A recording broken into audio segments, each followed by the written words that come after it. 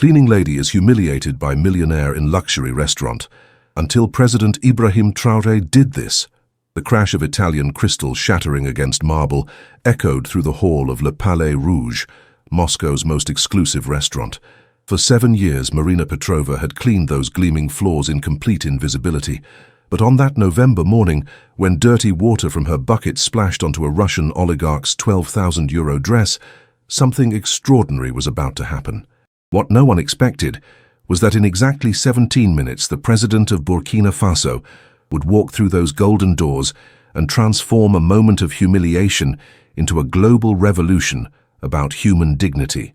"You are about to witness," the restaurant's maitre d' would later tell reporters, "how a simple gesture of respect can topple centuries-old hierarchies and make the entire world rethink the value of human labor." This is the true story of how a 53-year-old Russian cleaning lady, a visionary African president, and a spilled bucket of water became the epicenter of a movement that would forever change how we treat those who serve us. What began with screams of fury would end with tears of transformation, and along the way, millions of invisible workers around the world would finally be seen. Prepare to discover how sometimes the simplest accidents can create the deepest changes, and how Marina Petrova unwittingly was about to prove that true nobility lies not in the cradle where we're born, but in the dignity with which we treat every human being.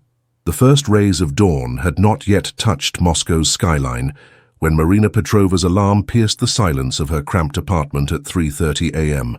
Her weathered hands, bearing the calluses of decades of hard labor, fumbled for the switch in the darkness. The bare bulb flickered to life, casting harsh shadows across the peeling wallpaper and worn furniture that comprised her modest home in the outskirts of Moscow's Lublino district. Marina sat on the edge of her sagging mattress, her joints protesting with familiar aches that had become her constant companions over the years. At 53, she moved with the careful deliberation of someone who had learned that rushing only led to more pain. Her reflection in the cracked mirror showed a woman aged beyond her years. Silver streaks dominated her once dark hair, and deep lines etched stories of hardship across her face. "Babushka, is it morning already?" came a sleepy voice from the corner of the room. Mikhail, her 8-year-old grandson, stirred beneath his threadbare blanket on the small cot they had fashioned from salvaged wood and old cushions. "Sleep, my little engineer," Marina whispered, tucking the blanket around his thin shoulders. "It's still night for you." The boy's presence in her life was both her greatest joy and her heaviest burden. After her son Dmitri had succumbed to alcoholism 3 years ago, leaving behind a child he could barely care for, Marina had taken Mikhail without hesitation. The boy's mother had disappeared long before, another casualty of Moscow's unforgiving streets. Marina dressed in layers, thermal underwear beneath her faded uniform, 2 sweaters, and finally her heavy coat. The November cold was already seeping through the poorly insulated walls, a preview of the brutal Moscow winter that awaited. She wrapped her head in the same grey scarf she'd worn for 7 years, hiding her hair as she'd been instructed on her first day at Le Palais Rouge.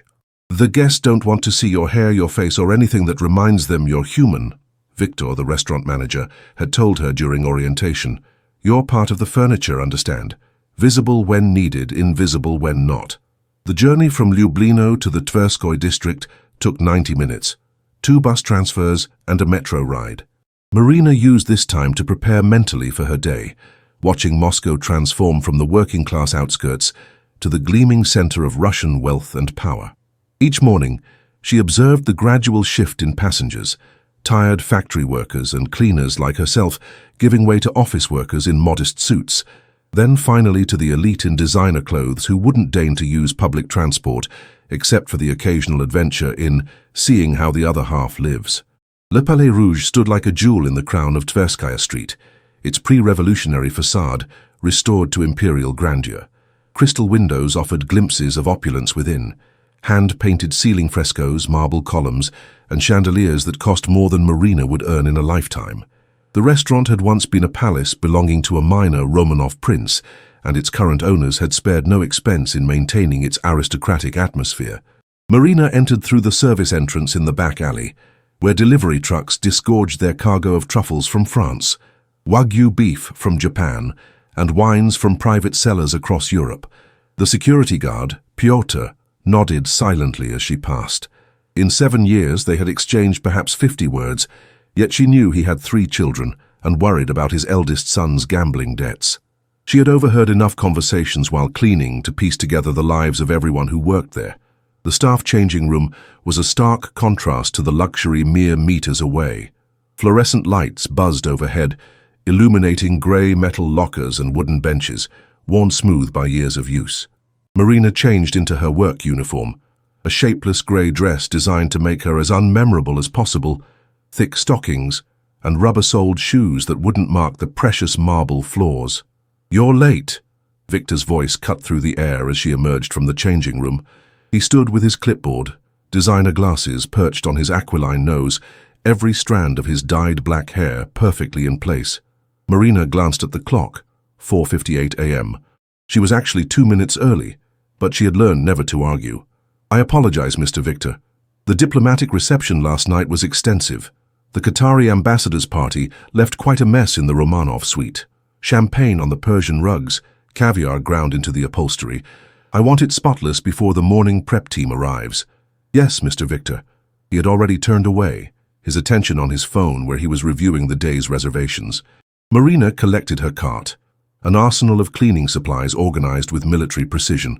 She had her own system, microfiber cloths color-coded for different surfaces, specialized solutions for various stains, brushes of different stiffnesses for delicate and tough jobs. The cart was her mobile command center, and she took pride in its organization even if no one else noticed. The Romanov suite was indeed a disaster. Empty bottles of Cristal and Dom Perignon littered every surface. Someone had used a 17th century tapestry as a napkin. Oyster shells filled ashtrays that were themselves antiques. The smell of stale perfume, cigar smoke, and spilled alcohol created a cloying atmosphere that made her eyes water. Marina began her work methodically. First, she opened windows to air out the room, careful not to trigger the state-of-the-art security system. Then she collected the obvious trash, sorting recyclables despite knowing that the restaurant rarely bothered with such environmental concerns. The Persian rug required special attention. She had learned through trial and error the exact combination of solutions that would lift champagne stains without damaging the delicate fibers. As she worked, the first hints of dawn began to paint the Moscow sky in shades of pink and gold. Through the suite's panoramic windows, she could see the city awakening, the distant gleam of the Kremlin's golden domes, the gradual illumination of Stalin's Seven Sisters skyscrapers, the increasing flow of traffic on the Garden Ring. By 6:30 a.m., the Romanov suite was restored to its pristine state. Every surface gleamed, every pillow was perfectly fluffed, every piece of silverware polished to a mirror finish. Marina allowed herself a moment of satisfaction. This was her art, her contribution to beauty, even if no one would ever know. The main dining room came next. This was the heart of Le Palais Rouge, a cavernous space that could seat 200 guests beneath a ceiling painted with scenes from Russian folklore. Massive chandeliers, each weighing over a ton, cast rainbow prisms across the white tablecloths. The chairs alone, hand-carved mahogany with velvet upholstery, cost more than Marina's annual salary. She had developed a rhythm for this room. Start with the floors, working in sections to avoid leaving footprints. Then the windows, inside and out where possible. Tables next, checking each for stability and alignment. Finally, the detail work, polishing silverware, adjusting curtains, ensuring every element was perfectly positioned. By 7:45 a.m., the kitchen staff had begun to arrive. Marina made herself scarce, moving to the smaller private dining rooms. This was the unspoken rule: be invisible when the important staff were present. She had learned to navigate the complex hierarchy of the restaurant world, where even among the workers there were rigid class distinctions. Chefs looked down on waiters, waiters looked down on bussers, and everyone looked down on the cleaning staff. "Still here, Marina." Svetlana, the head hostess, swept past in a cloud of expensive perfume. "I thought you people finished by 7. "Almost done, Miss Svetlana," Marina replied quietly, though she was technically ahead of schedule. "Well, hurry up. We have the president of Burkina Faso coming for lunch today. Everything must be perfect." Svetlana's tone suggested she doubted Marina's ability to achieve such perfection. Marina continued her work, her mind wandering to Mikhail. He would be getting ready for school now, making his own breakfast from the supplies she had carefully laid out the night before. He was remarkably self-sufficient for his age, a necessity given their circumstances. His teachers praised his intelligence, particularly in mathematics and science. He could go far, his mathematics teacher had told her, with the right opportunities. But opportunities required money, and money was something Marina never had enough of. Her salary barely covered rent, utilities, and food. Mikhail's school supplies came from charity shops. His clothes were second-hand, and luxuries like new shoes or winter boots required months of saving. Sometimes, as she polished silver worth more than her yearly income or vacuumed rugs that cost more than her apartment, Marina wondered about the fairness of it all, but she quickly pushed such thoughts aside. Bitterness was a luxury she couldn't afford. She had work, she had her health, and she had Mikhail. That was more than many had. By 11 a.m., Marina had completed the main cleaning tasks and moved on to the continuous maintenance that would occupy her until the evening shift staff arrived. This involved circulating discreetly through the restaurant, watching for spills, emptying trash bins, maintaining the restrooms, and addressing any cleaning emergencies that arose. It was during this phase of her day, as she knelt to polish a scuff mark from the marble floor near the entrance, that she overheard the conversation that would change everything. The African president specifically requested to dine in the main room, Victor was telling his staff. No private suite, no special security arrangements beyond his own detail. Very unusual.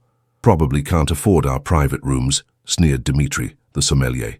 Burkina Faso. Isn't that one of the poorest countries in the world? The President Traoré is known for his unconventional approach, Victor replied carefully. He's young, military background, came to power in a coup. The Ministry of Foreign Affairs wants us to treat him with full honors regardless. Marina continued polishing, invisible as always, but her ears caught every word. She knew little about African politics, but she had cleaned up after enough diplomatic dinners to know that assumptions about wealth and power were often wrong.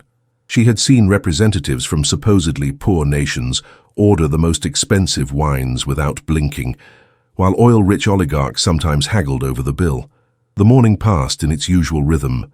Marina cleaned, the staff prepared, and the first lunch guests began to arrive. She retreated to the shadows, emerging only when necessary to address spills or maintain the restrooms. It was a dance she had perfected, always present, never noticed. As the clock approached 11:30 a.m., an unusual tension filled the air. The staff moved with extra precision, their usual casual chatter replaced by focused silence. Marina felt it too, the electricity that preceded the arrival of someone important. She was in the corner of the main dining room, working on a water spot on one of the windows, when disaster struck. As she backed up to admire her work, her foot caught the wheel of her cleaning cart. Time seemed to slow as the cart tilted, sending a bucket of dirty water cascading across the pristine marble floor. The water spread like a dark stain across the white stone, reaching the Persian runner that led to the private dining area.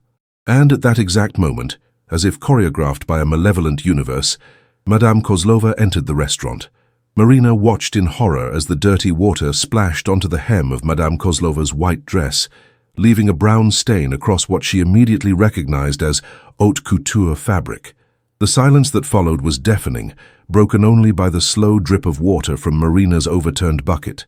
In that moment, as Madame Kozlova's face transformed from surprise to rage, Marina felt her carefully maintained invisibility shatter like glass. For the first time in 7 years, everyone in Le Palais Rouge was looking directly at her. The silence lasted exactly 3 heartbeats before Madame Kozlova's shriek shattered the elegant atmosphere of Le Palais Rouge.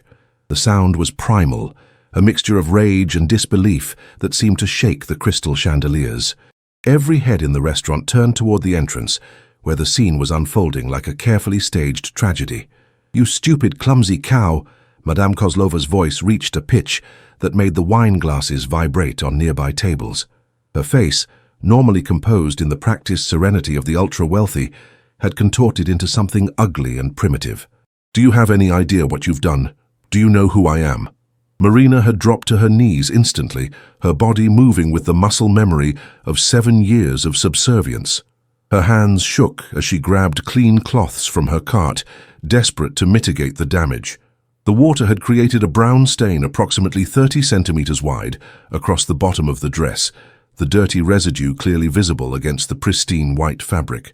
"Madam, please, I'm so sorry." Marina's voice was barely above a whisper. "Let me help clean." "Don't you dare touch me with your filthy hands."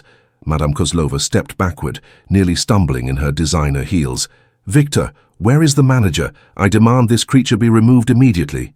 The name Kozlova carried weight in Moscow's elite circles. Natalia Kozlova was the third wife of Sergei Kozlov, an oil magnate whose wealth was estimated in the billions. She was known for her extravagant lifestyle, her charitable galas that raised millions, while spending even more on the events themselves, and her legendary temper. Her social media accounts, followed by millions, showcased a life of private jets, designer everything, and homes on 3 continents. Victor materialized from the kitchen with the speed of someone who had sensed catastrophe. His face, normally composed in professional pleasantness, had gone pale. Marina watched as his eyes took in the scene, the spreading puddle of dirty water, the stained dress, the furious socialite and herself, still on her knees with cleaning cloths clutched in her hands. "Madame Kozlova," Victor's voice oozed with practiced deference. "I cannot express how mortified we are. This is absolutely unacceptable. Please allow us to—" "Unacceptable?" Madame Kozlova's voice dripped with venom. "This dress is Valentino couture. It was custom-made for the charity gala tomorrow night. Do you understand? The Metropolitan Children's Hospital Gala, which I chair, where I'm supposed to present a check for 50 million rubles while wearing a dress that now looks like it's been dragged through a sewer." Marina felt each word like a physical blow. 50 million rubles. The number was incomprehensible to her. It was more money than she would earn in several lifetimes. It could pay for Mikhail's education through university, buy them a real apartment, provide security they had never known. And here it was, being discussed as casually as the weather. "This is inexcusable, madame." Victor had shifted into crisis management mode. "We will of course cover all cleaning costs or, if necessary, replacement of the garment. And I assure you, the person responsible will be dealt with severely." He turned to Marina, and she saw in his eyes not a trace of the humanity she had occasionally glimpsed over the years. In this moment, she was not a person to him. She was a problem to be eliminated. "Marina Petrova." He spoke her name like a curse. 7 years you've worked here, and this is how you repay us? Such incompetence is grounds for immediate termination. Security." 2 security guards, Ivan and Boris, appeared from their station near the entrance.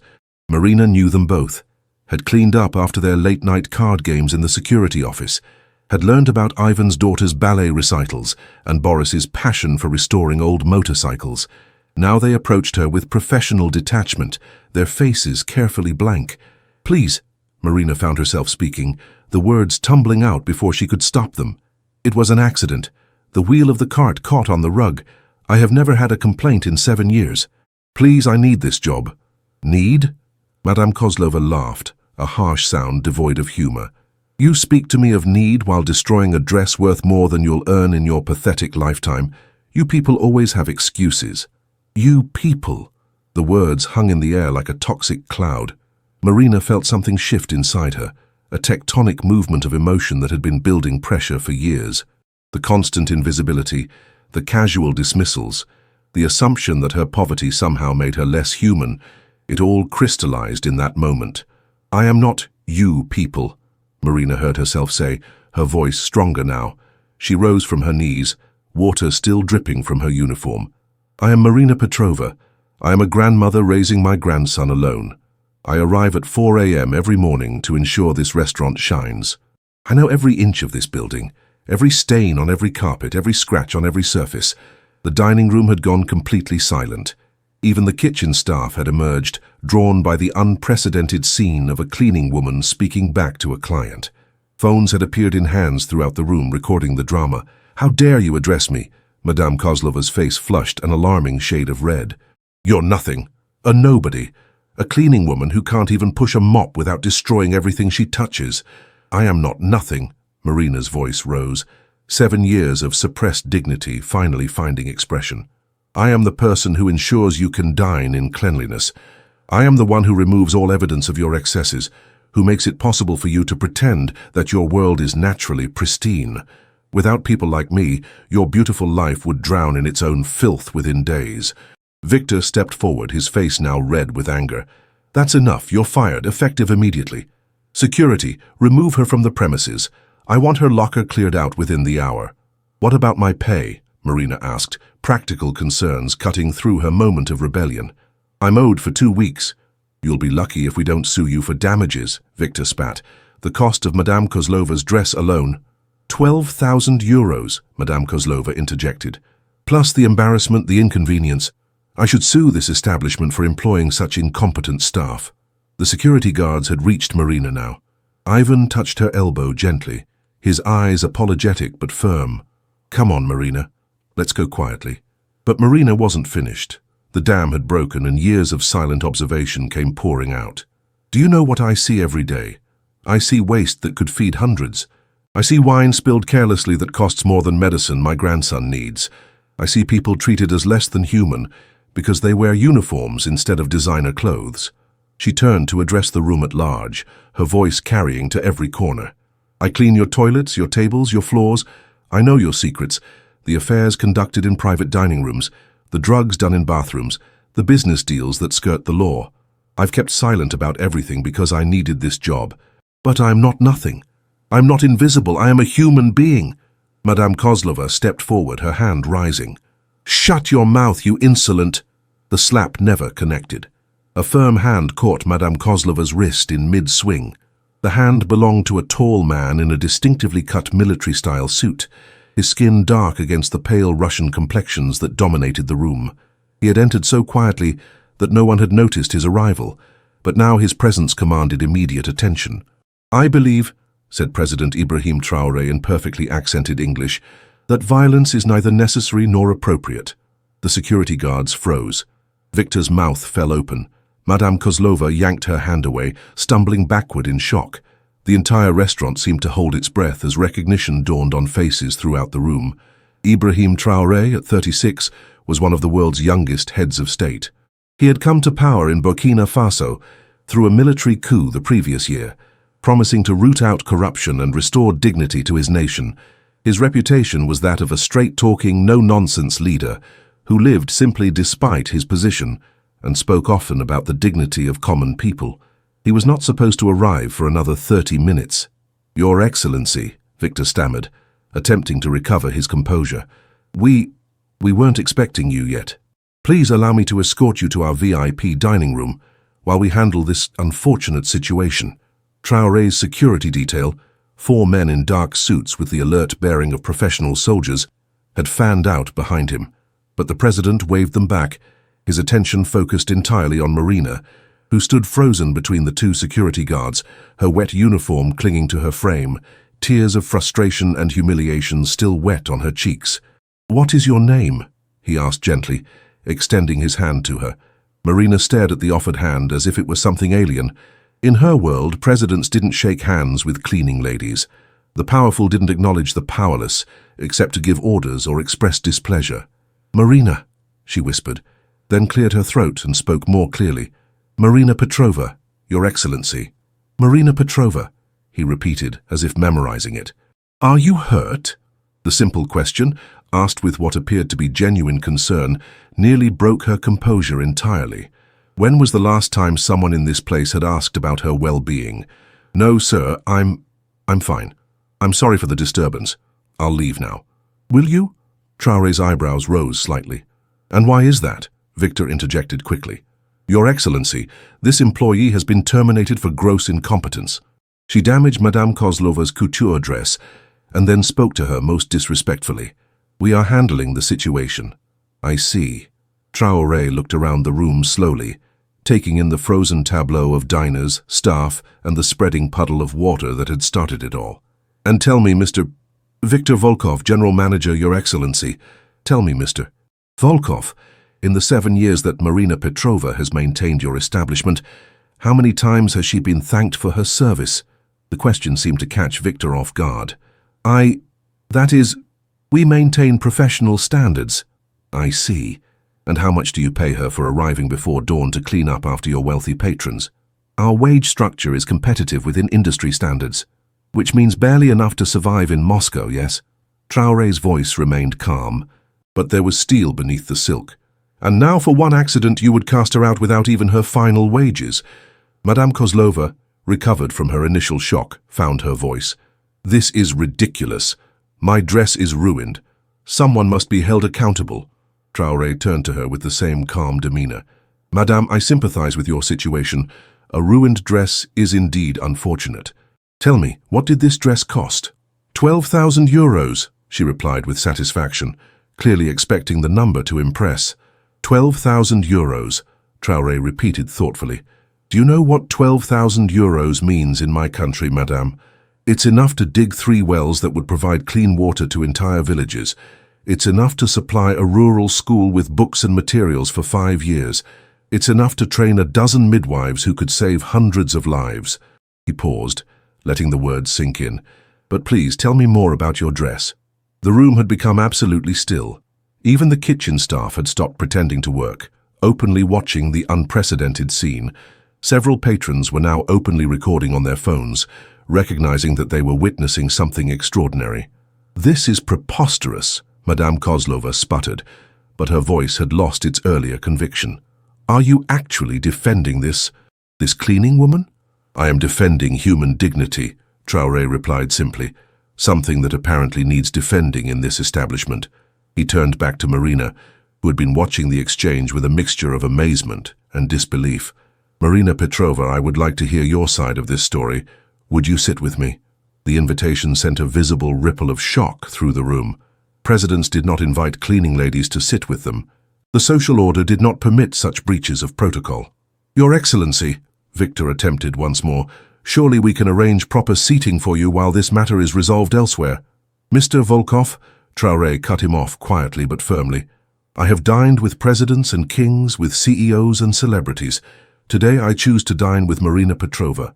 You may either accommodate this choice or explain to your Ministry of Foreign Affairs why you turned away a head of state. Victor's face cycled through several expressions before settling on resigned acceptance. Of course, Your Excellency. Please, allow me to prepare a table. No need. Traoré was already pulling out a chair at the nearest table. This one will do perfectly. Marina, please join me. Marina looked around helplessly. The security guards had stepped back, uncertain how to proceed. Victor stood frozen. His usual authority evaporated. Madame Kozlova was opening and closing her mouth like a fish out of water. I couldn't possibly, Marina stammered. I'm not dressed. I mean, look at me. Traoré smiled then, the first break in his serious demeanor. You are dressed as someone who works hard for her living. There is no shame in that. Please sit. With movements that felt dreamlike, Marina found herself walking to the table. Her wet shoes squelched slightly on the marble floor. Her uniform dripped. Her hands, rough from years of cleaning chemicals, shook as she pulled out the chair. As she sat down across from the president of Burkina Faso, Marina Petrova felt the weight of every eye in the restaurant upon her.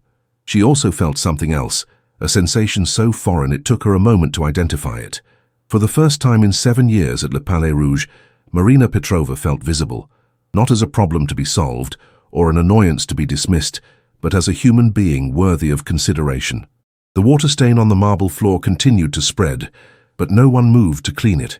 It lay there like a symbol of the old order dissolving, making way for something unprecedented and transformative. The table where Marina Petrova now sat with President Ibrahim Traoré was a small 2-seater near the window, typically reserved for intimate business lunches or romantic dinners. The irony was not lost on her.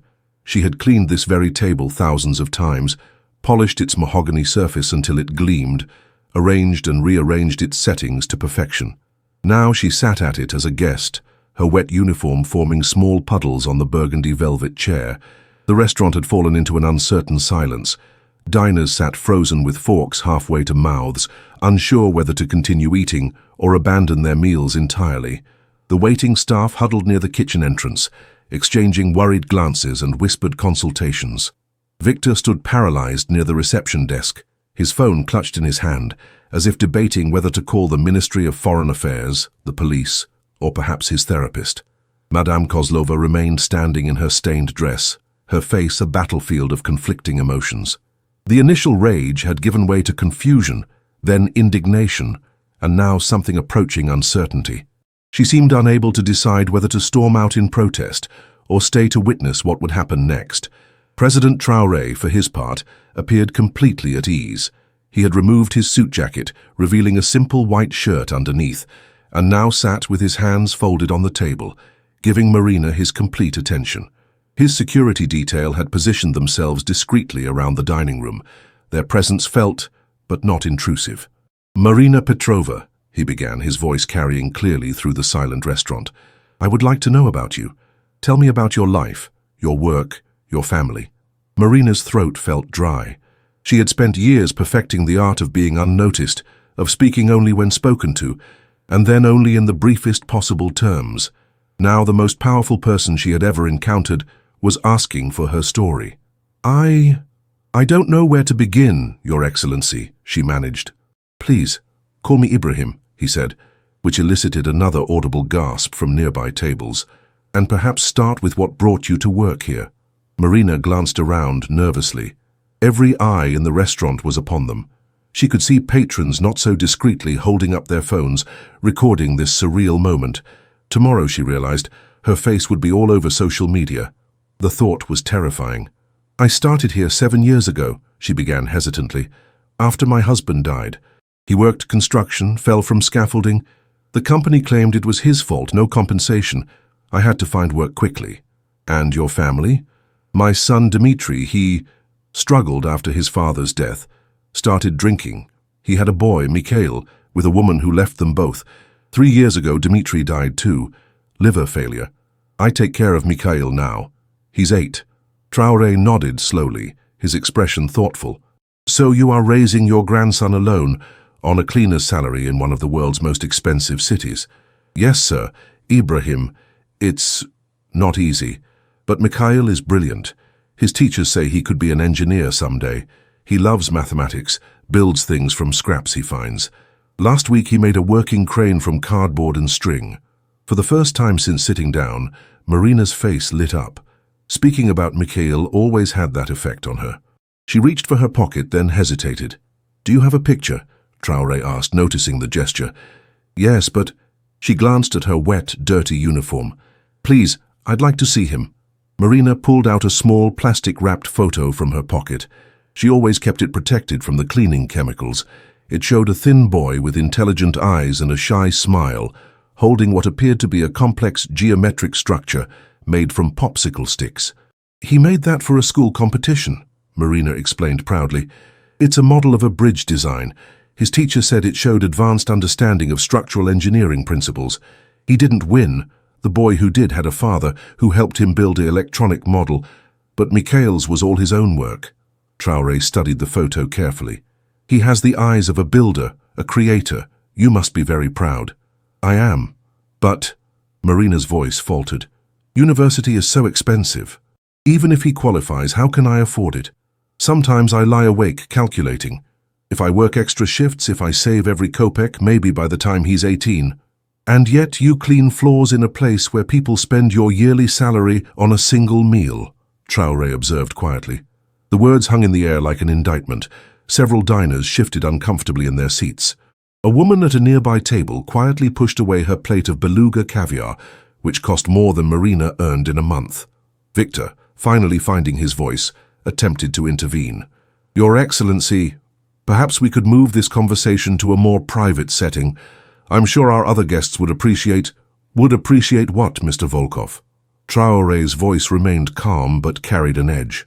"Would appreciate not having to confront the reality of the people who serve them. Would appreciate maintaining the comfortable fiction that their luxury exists in a vacuum." He stood up suddenly, and the entire room seemed to hold its breath. Walking to the center of the dining room, he addressed everyone present. "Ladies and gentlemen, I apologize for disrupting your lunch. I am Ibrahim Traoré, President of Burkina Faso. Yes, one of the world's poorest nations. A place where the average person lives on less than $2 a day. A country where clean water is a luxury and electricity a miracle." He paused, letting his words sink in. "I could have dined at the Kremlin today. I was invited. Instead, I chose to come here because I was told this restaurant represents the pinnacle of Russian hospitality. But hospitality, true hospitality, is not measured in gold leaf or vintage wine. It is measured in how we treat every human being who crosses our threshold.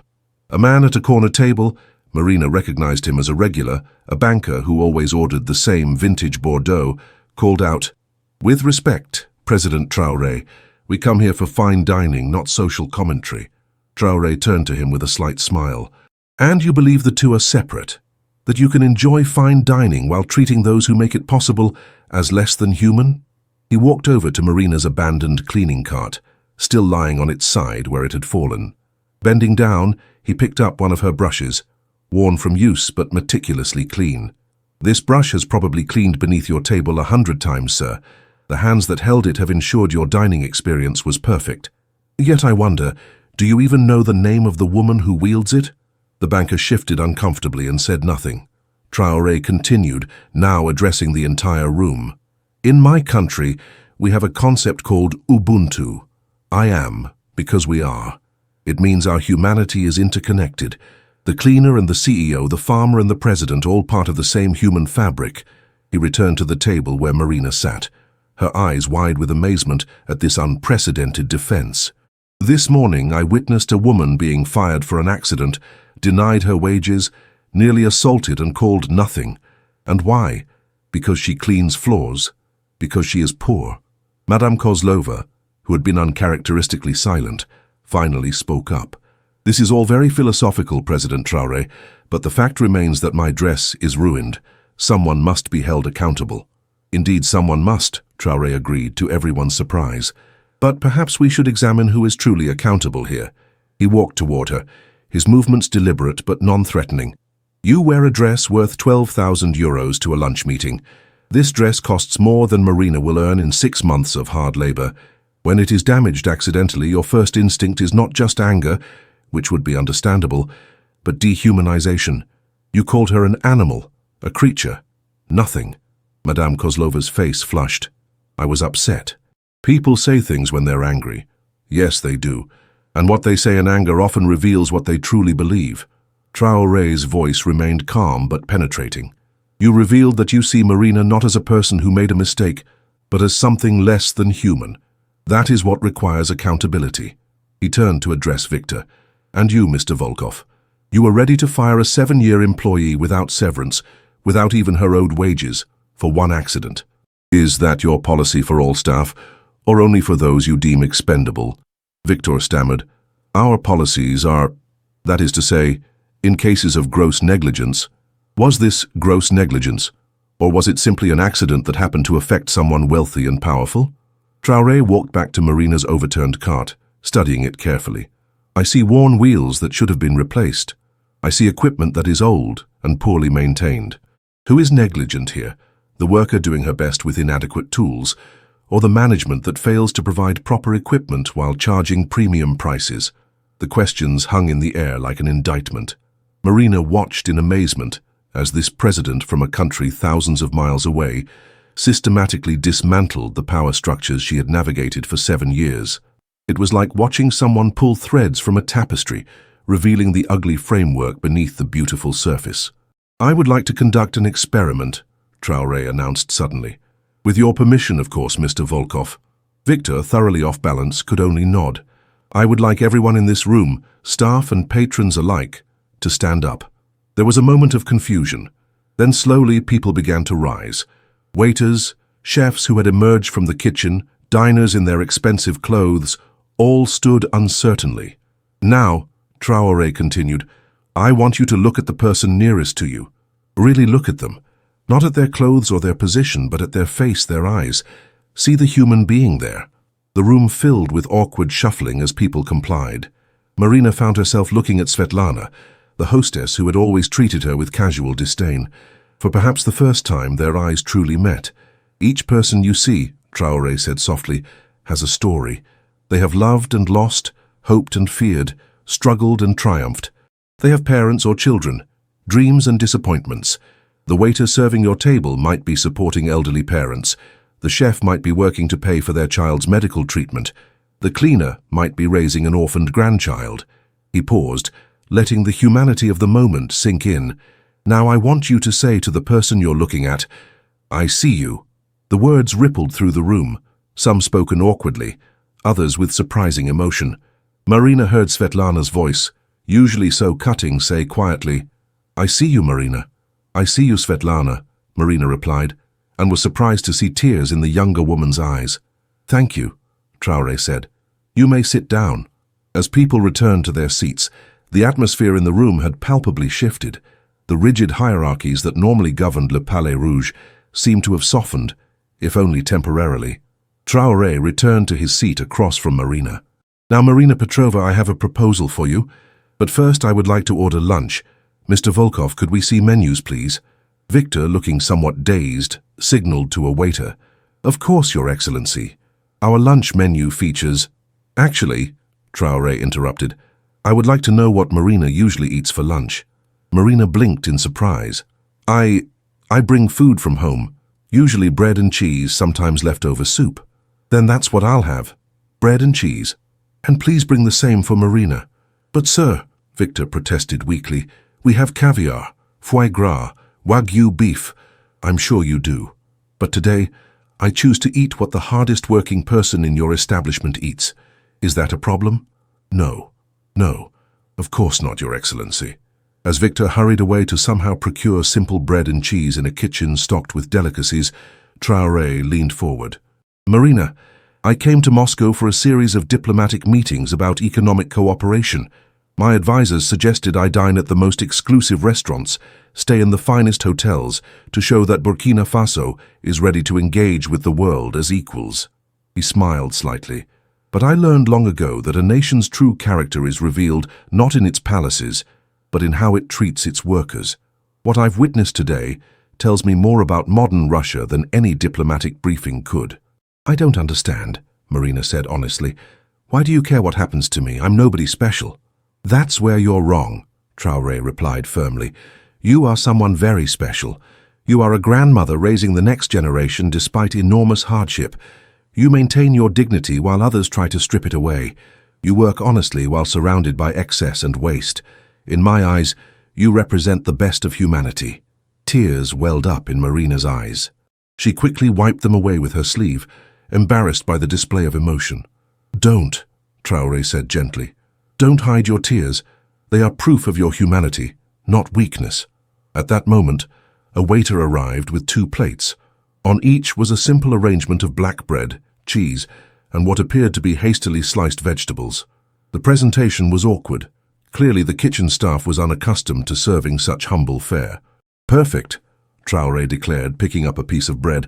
"Marina, will you join me?" As they began to eat, the president of Burkina Faso sharing bread and cheese with a Russian cleaning lady, the entire restaurant watched in fascination. Phones continued to record, capturing a moment that would soon spread across social media and news outlets worldwide. Madame Kozlova, still standing in her stained dress, finally made a decision. With as much dignity as she could muster, she walked to their table. "President Traoré, Marina, I believe I owe you both an apology." Marina nearly choked on her bread. Madame Kozlova, apologizing. To her, "I behaved shamefully," Madame Kozlova continued, her voice strained but seemingly sincere. "I let anger override my humanity. The dress can be cleaned or replaced. The way I treated you—" She looked directly at Marina.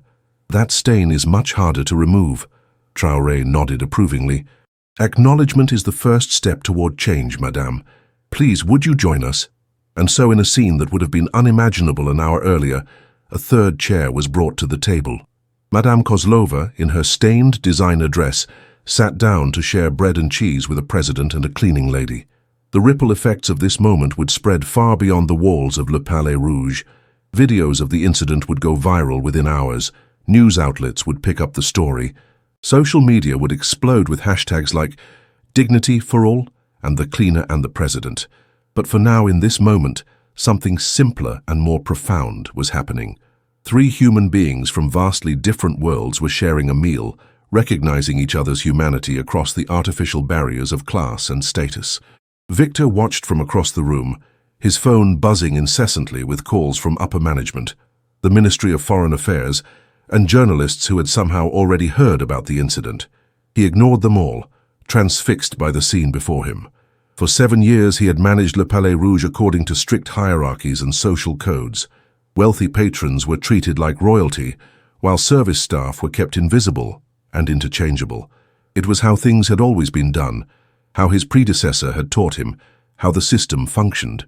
Now, watching President Traoré treat Marina with the same respect he would afford a fellow head of state, Victor felt something shift in his understanding. The elaborate structures of status and privilege that he had spent his career maintaining suddenly seemed as fragile and artificial as the gold leaf adorning the restaurant's ceiling. As the unlikely trio continued their meal, other patrons began to take notice of their own behavior. A businessman who had just snapped his fingers at a waiter instead caught the young man's eye and said, "Excuse me, when you have a moment." A woman who had been complaining about the temperature of her soup quietly thanked the server who brought a replacement. Small changes, perhaps, but in the rarefied atmosphere of Le Palais Rouge, they felt revolutionary.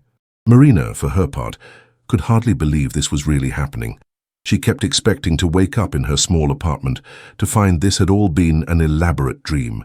But the bread was real in her mouth, the cheese familiar on her tongue, and across from her sat a president who spoke to her as an equal. "Marina," Traoré said as they finished their simple meal, "I mentioned I had a proposal for you. Would you like to hear it?" She nodded, unable to imagine what he could possibly propose.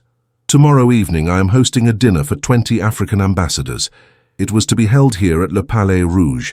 I would like you to attend as my guest of honor." Marina's mouth fell open. But I don't have anything to wear.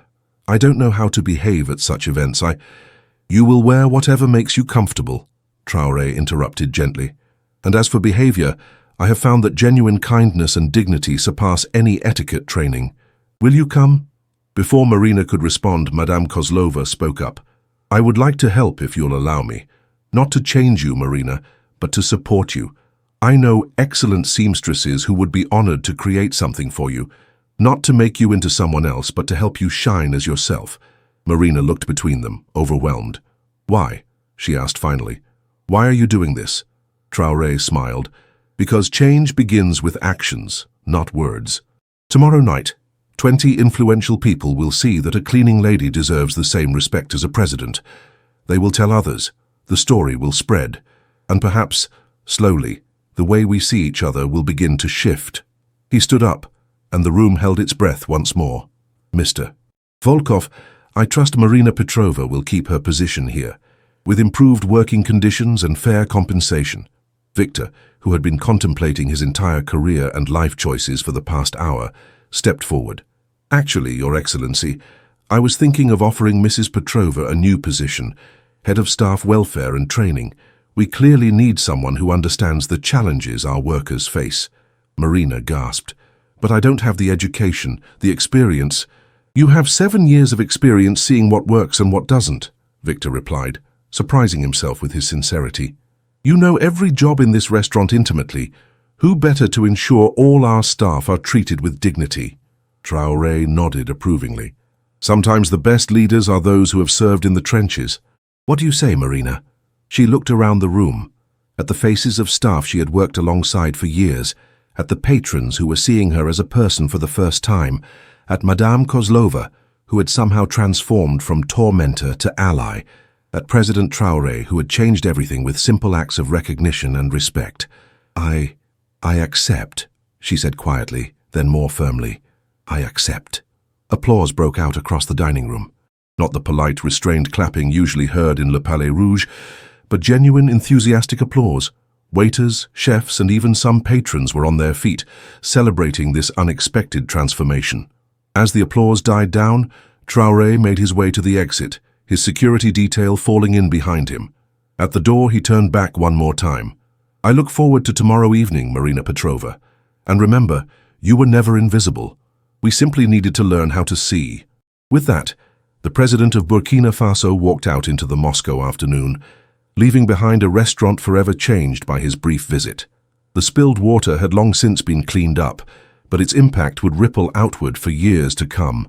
Marina stood in the center of the dining room, still wearing her damp uniform, still the same woman who had arrived at 4 a.m. that morning. Yet everything had changed.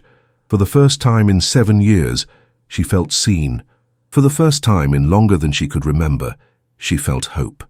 And somewhere in a small apartment in Lublino, an 8-year-old boy named Mikhail was about to have his life transformed by a grandmother who had found her voice and a president who understood that true leadership means lifting others up.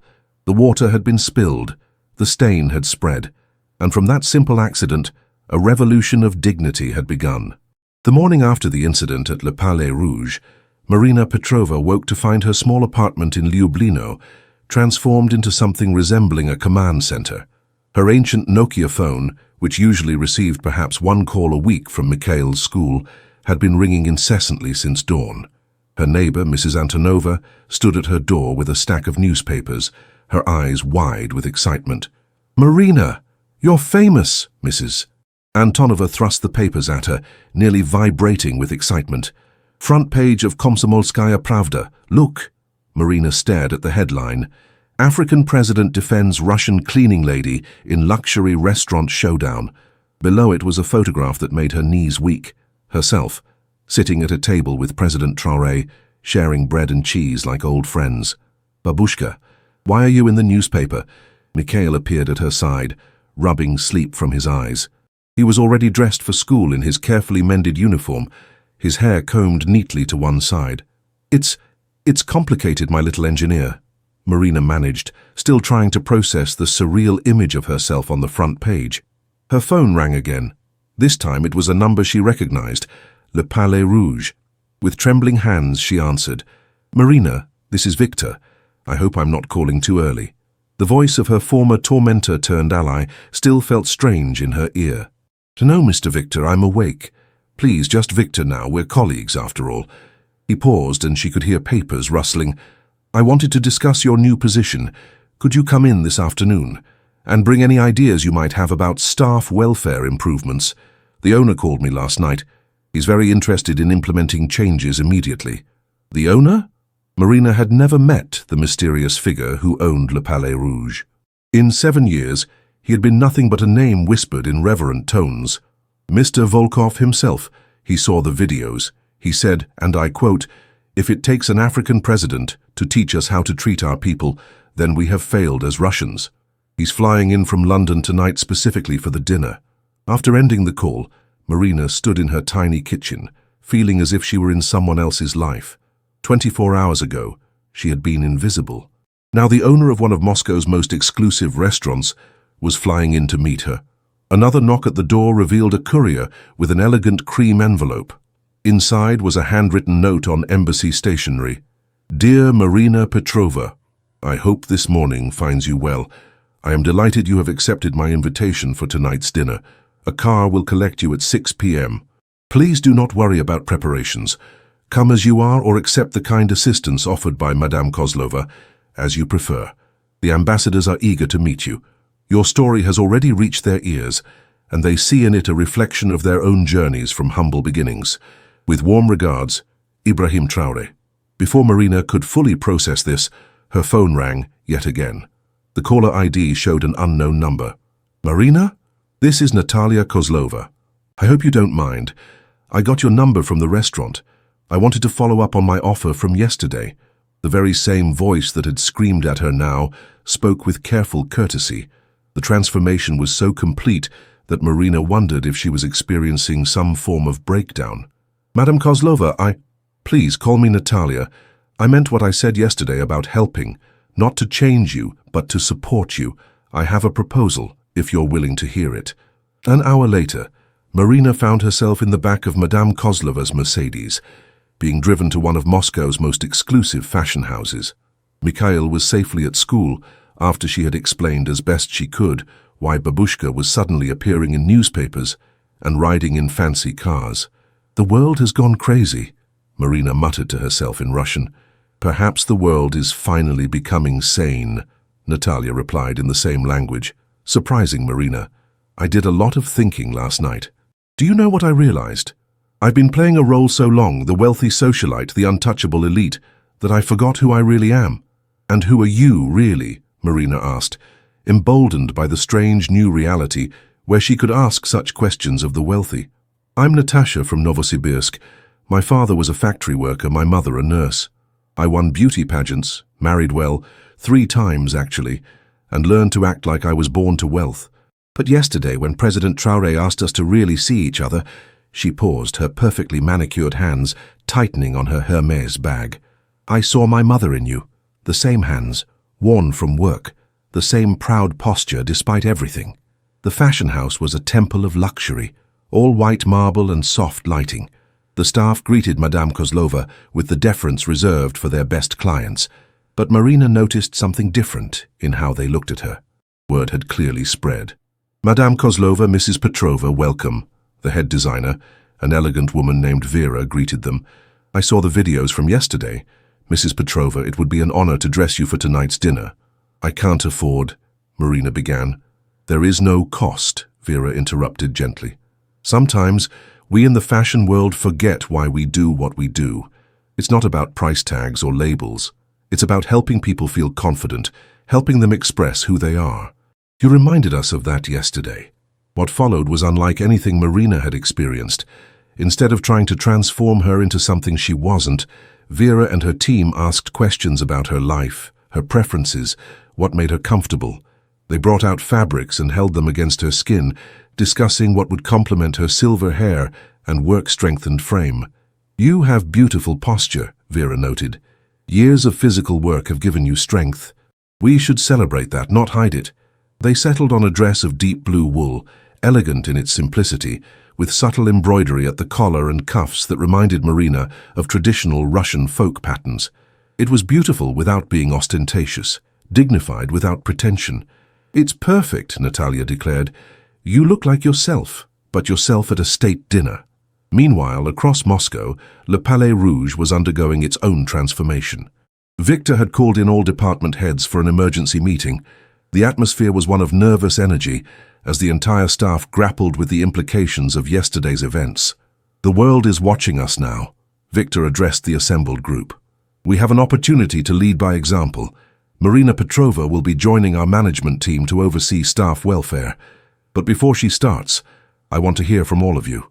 What needs to change? The floodgates opened. Years of suppressed grievances and suggestions poured out. The kitchen staff spoke about grueling hours and lack of breaks. Waiters mentioned the verbal abuse they endured from customers and management alike. The cleaning staff, emboldened by Marina's example, talked about inadequate equipment and disrespectful treatment. We need a proper break room, suggested Ivan, one of the security guards. Somewhere staff can eat meals with dignity, not standing in the alley or hiding in supply closets. Language classes, added Dmitri, a junior waiter. Many of us want to improve our English to better serve international guests, but we can't afford courses. Basic respect, said Svetlana, the hostess who had once looked down on Marina. Clear policies that protect staff from abusive customers. Just because someone pays a lot doesn't give them the right to treat us like servants. Victor took notes on everything, occasionally wincing as he recognized his own failures in their complaints. You're right, he said finally. All of you. We've been so focused on serving the elite that we forgot to care for the people who make it all possible. As the day progressed, news of the upcoming dinner spread through Moscow's diplomatic circles. The African ambassadors, who had originally expected a standard formal dinner, were now buzzing with anticipation. They had all seen the videos, and many had their own stories of rising from humble beginnings. At the Burkina Faso embassy, President Traoré was meeting with his staff to prepare for the evening. His press secretary, Aminata, was fielding calls from international media. CNN wants an interview about yesterday's incident, she reported. The BBC is calling it the dinner that changed Moscow. Social media metrics are extraordinary. The hashtag #ChiurDignityForAll has been used over 1 million times. Traoré nodded thoughtfully. What about responses from Russia? Any official reaction? The Kremlin issued a neutral statement about respecting diplomatic customs, but the public response has been overwhelming. Marina Petrova has become something of a folk hero overnight. There are reports of similar incidents across the country, service workers standing up for their dignity, employers reconsidering their practices. Good, Traoré smiled. Change always starts with a single act of recognition. Back in her apartment, Marina prepared for the evening with a mixture of excitement and terror. The blue dress hung on the back of her door, more beautiful than anything she had ever owned. Natalia had insisted on sending a hairdresser and makeup artist, But Marina had requested only simple styling. She wanted to look like herself, not a stranger. Mikhail watched the preparations with wide eyes. "Babushka, are you going to meet more presidents?" "Just ambassadors tonight, my love. But they're very important people too. Will you still be my babushka, even if you're important now?" Marina knelt beside him, taking his small hands in hers. "I will always be your babushka. Nothing will ever change that. And you know what? You're the most important person in my world." At 6 p.m. sharp, a black diplomatic car arrived at Marina's building. Her neighbors had gathered to watch, some taking pictures, others offering words of encouragement. Mrs. Antonova was openly crying. "Our Marina dining with ambassadors. I always knew you were special." The drive to Le Palais Rouge felt surreal. The same route she had taken by bus and metro thousands of times now passed outside the windows of a luxury car. The driver, a young man from the embassy, chatted pleasantly about his own grandmother in Ouagadougou, making Marina feel slightly less overwhelmed.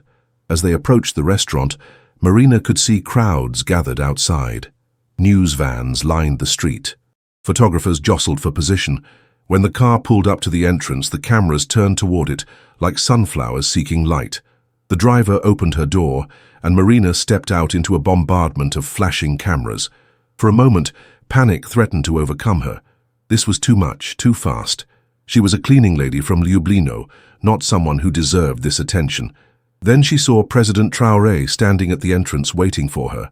He was dressed in a traditional Burkinabe outfit, a grand boubou in rich burgundy fabric with gold embroidery.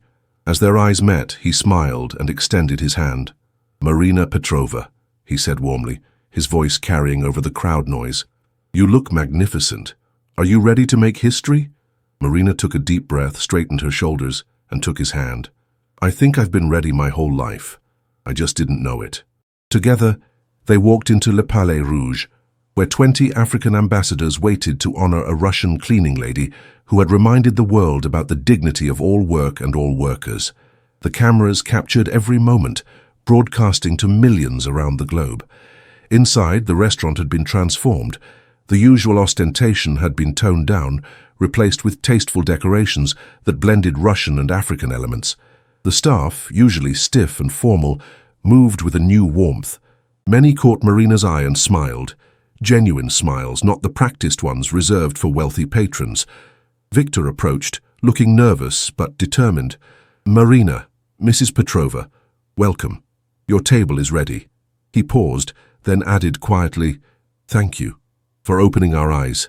As Marina was led to the head table, she passed mirrors that reflected a woman she barely recognized, not because of the dress or the styled hair, but because of the confidence in her posture, the light in her eyes. Yesterday's events hadn't changed who she was. They had simply allowed her to finally be seen as she truly was. The ambassadors rose as she approached, 20 distinguished diplomats from across Africa, all standing to honor a cleaning lady. The gesture brought tears to her eyes. "Gentlemen," President Traoré announced, "I present to you Marina Petrova, a woman who reminds us that dignity is not granted by status, but inherent in all human beings. Tonight, we dine not just to discuss politics or economics, but to celebrate the power of recognition and respect." As Marina took her seat at the head table, she thought of all the mornings she had arrived in darkness to clean these very rooms. She thought of the countless times she had been overlooked, dismissed, treated as invisible. She thought of Mikhail, doing his homework at their small kitchen table, dreaming of building bridges. Now she sat as an honored guest in the place where she had been invisible for so long. And somehow, this felt not like an ending, but like a beginning. The water had been spilled, the old order had cracked, and through those cracks, light was finally shining through. The dinner that followed would go down in diplomatic history. But more than that, it would mark the moment when the invisible became visible, when the overlooked were finally seen, and when a simple act of respect rippled outward to touch countless lives. As the first course was served, significantly, a simple borscht that Marina had suggested, reminding everyone of their shared humanity through humble food, she caught President Traoré's eye across the table. He raised his glass slightly in a private toast, and she understood the message. This is only the beginning. Outside, the cameras continued to flash, social media continued to buzz, and the world continued to watch as history was made one dignified moment at a time in a Moscow restaurant where a cleaning lady had finally taken her rightful place at the table. The private dining hall of Le Palais Rouge had never hosted a gathering quite like this. 20 African ambassadors, representing nations from across the continent, sat alongside Russian officials, business leaders, and members of Moscow's cultural elite. But the undisputed center of attention was Marina Petrova, who sat at the head table between President Traoré and Ambassador Chikondi Banda of Malawi. The evening began with a moment that would be replayed countless times on news channels worldwide. As Marina entered the dining room, every person rose to their feet in a standing ovation that lasted a full 3 minutes. Cameras captured her expression, a mixture of overwhelming emotion and dignified composure as tears rolled down her cheeks. "Please," she finally managed to say, her voice carrying across the room, "I'm just Marina, the same person who cleaned these floors yesterday." "No," replied Ambassador Banda gently. "You are Marina, who reminded us all of our humanity. That makes you extraordinary." President Traoré stepped forward to formally open the evening. "Distinguished colleagues, honored guests, and most especially, our guest of honor, Marina Petrova. Tonight is not merely a dinner. It is a celebration of recognition, the simple but revolutionary act of seeing the dignity in every human being." He paused, looking around the room. "Many of you know that I came to power promising to restore dignity to Burkina Faso. But dignity cannot be confined by borders. What happened here yesterday was a reminder that the struggle for human recognition is universal." The first course arrived, the borscht Marina had suggested. As the deep red soup was served in delicate porcelain bowls, she noticed something remarkable. The servers, many of whom she had worked alongside for years, moved with a new pride in their bearing. They made eye contact with guests, smiled genuinely, and carried themselves not as invisible functionaries, but as professionals proud of their work. Piotr, the security guard who had barely spoken 10 words to her in 7 years, was serving at her table. As he placed her bowl, he whispered, "Thank you, Marina Mikhailovna. You've changed everything for us." The formality of using her patronymic, a mark of respect in Russian culture, nearly undid her composure. Ambassador Fatou Diallo of Senegal, seated across from Marina, leaned forward. "Mrs. Petrova, I must tell you something. When I was young in Dakar, my mother cleaned houses for French expatriates. Every day she would return home exhausted, her hands raw from cleaning chemicals. But she always told me, 'Fatou, there is no shame in honest work. The shame belongs to those who look down on it.'" "Your mother was wise," Marina replied, finding her voice. "I tell my grandson the same thing." "Ah, yes," interjected Ambassador Kofi Mensah of Ghana. "We heard about your grandson, the aspiring engineer. You know, Ghana has excellent technical universities. Perhaps we could discuss scholarship opportunities." Marina's eyes widened. "Scholarship opportunities?" "Of course," Ambassador Mensah smiled. "Education is how we break cycles of poverty. Your grandson's talent should be nurtured, regardless of financial circumstances." As the dinner progressed, Marina found herself at the center of conversations ranging from educational initiatives to workers' rights. The ambassadors shared their own stories. Many had come from humble beginnings, working as teachers, farmers, or laborers before entering diplomatic service. Between courses, President Traoré stood to make an announcement. "Ladies and gentlemen, what began as a simple act of standing up for human dignity has sparked something larger. I am pleased to announce that the African Union, in partnership with the Russian Federation, will be launching the Dignity in Labor initiative." He gestured to a Russian official who had been quietly observing. "Deputy Minister Volkov, would you like to explain?" The deputy minister, no relation to Victor, rose. "Thank you, President Traoré. The Russian government has been moved by recent events. We are committing 50 million rubles to establish programs ensuring fair treatment of service workers, including education grants for their children.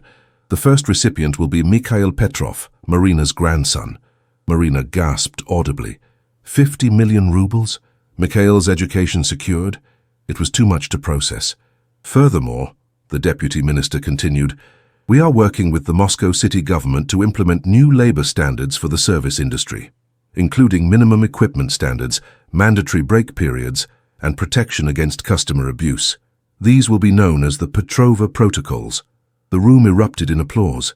Marina felt dizzy with the speed at which her life was changing.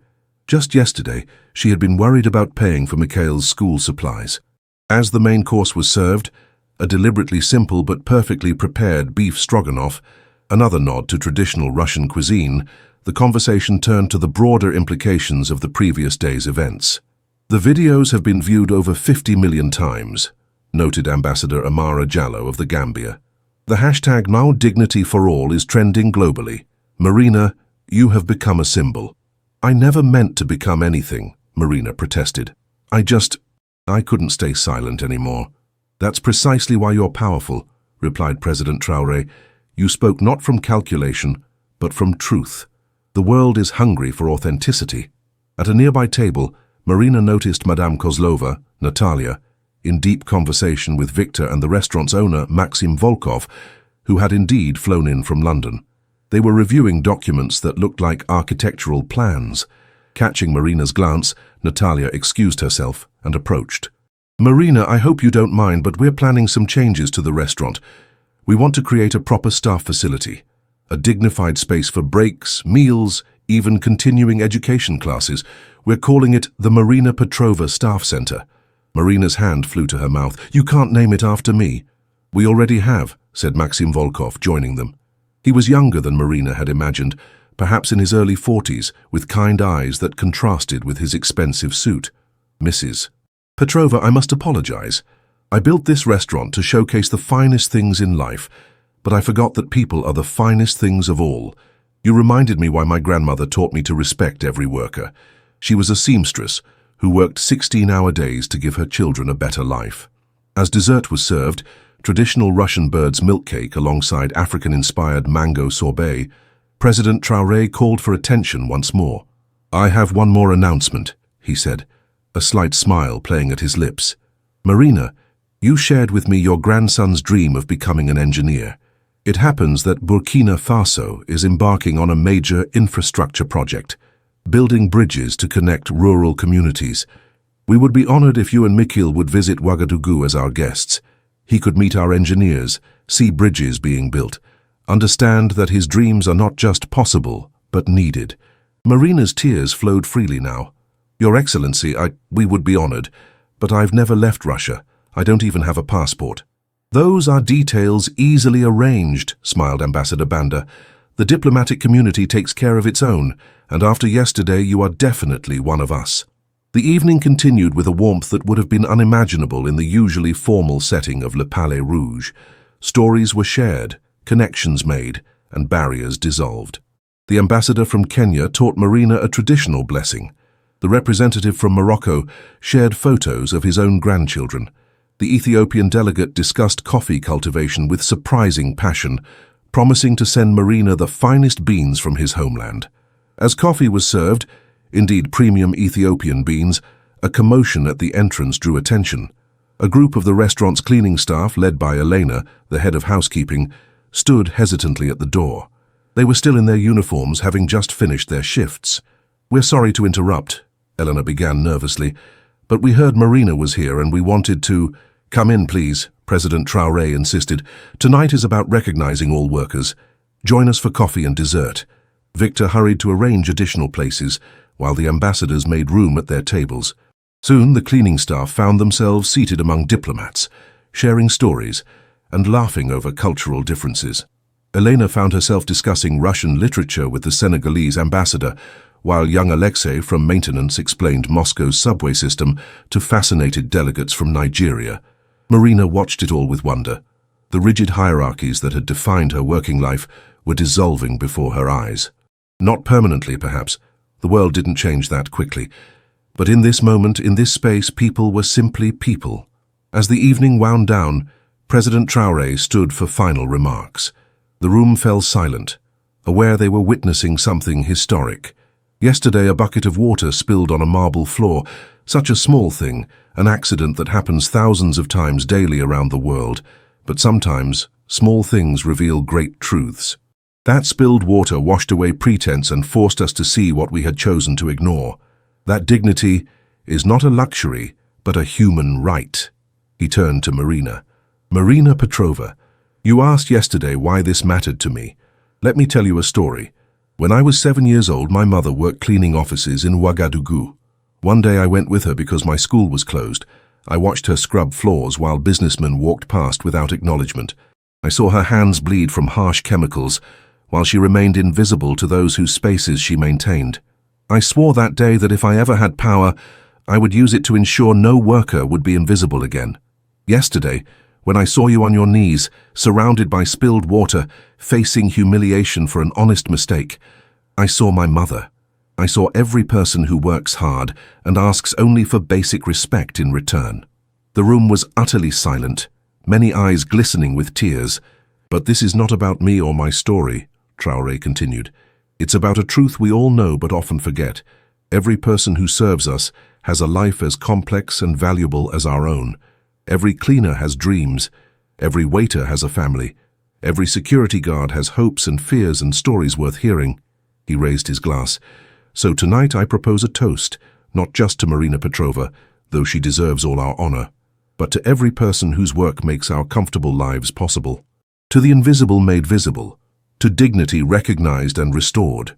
To dignity, the room chorused, glasses raised high. As the formal dinner concluded, something remarkable happened. Instead of the usual quick departures, people lingered. Ambassadors exchanged contact information with service staff. Plans were made for cultural exchanges, educational partnerships, and worker advocacy programs. The Nigerian ambassador invited the entire cleaning crew to his embassy's upcoming cultural festival. The South African delegate discussed establishing a sister-city relationship focused on worker dignity between Johannesburg and Moscow. Marina found herself at the center of a whirlwind of goodwill and future plans. Ambassador Mensah had already begun drafting scholarship paperwork for Mikhail. The Moroccan delegate insisted she bring her grandson to Marrakesh to see the ancient engineering marvels.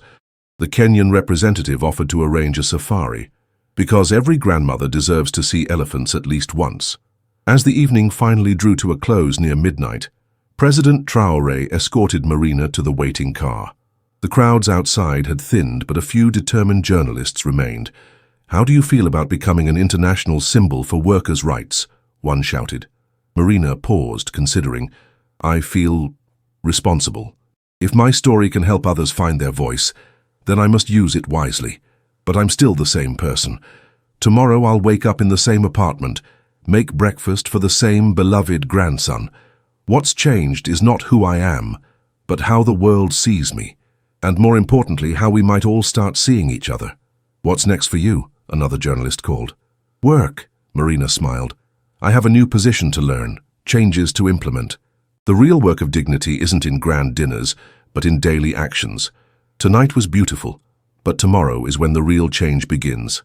As her car pulled away from Le Palais Rouge, Marina reflected on the extraordinary day. In her purse was a stack of business cards from ambassadors, ministers, and activists. In her heart was a mixture of pride, gratitude, and determination. And in her mind was the beginning of a plan for the Marina Petrova Staff Center, a place where every worker would be valued and supported. The car passed through nighttime Moscow, its golden domes and illuminated bridges creating a fairyland atmosphere. Marina thought of all the invisible workers keeping the city running, the night cleaners, the metro drivers, the hospital orderlies, the security guards, each with their own stories, dreams, and dignity.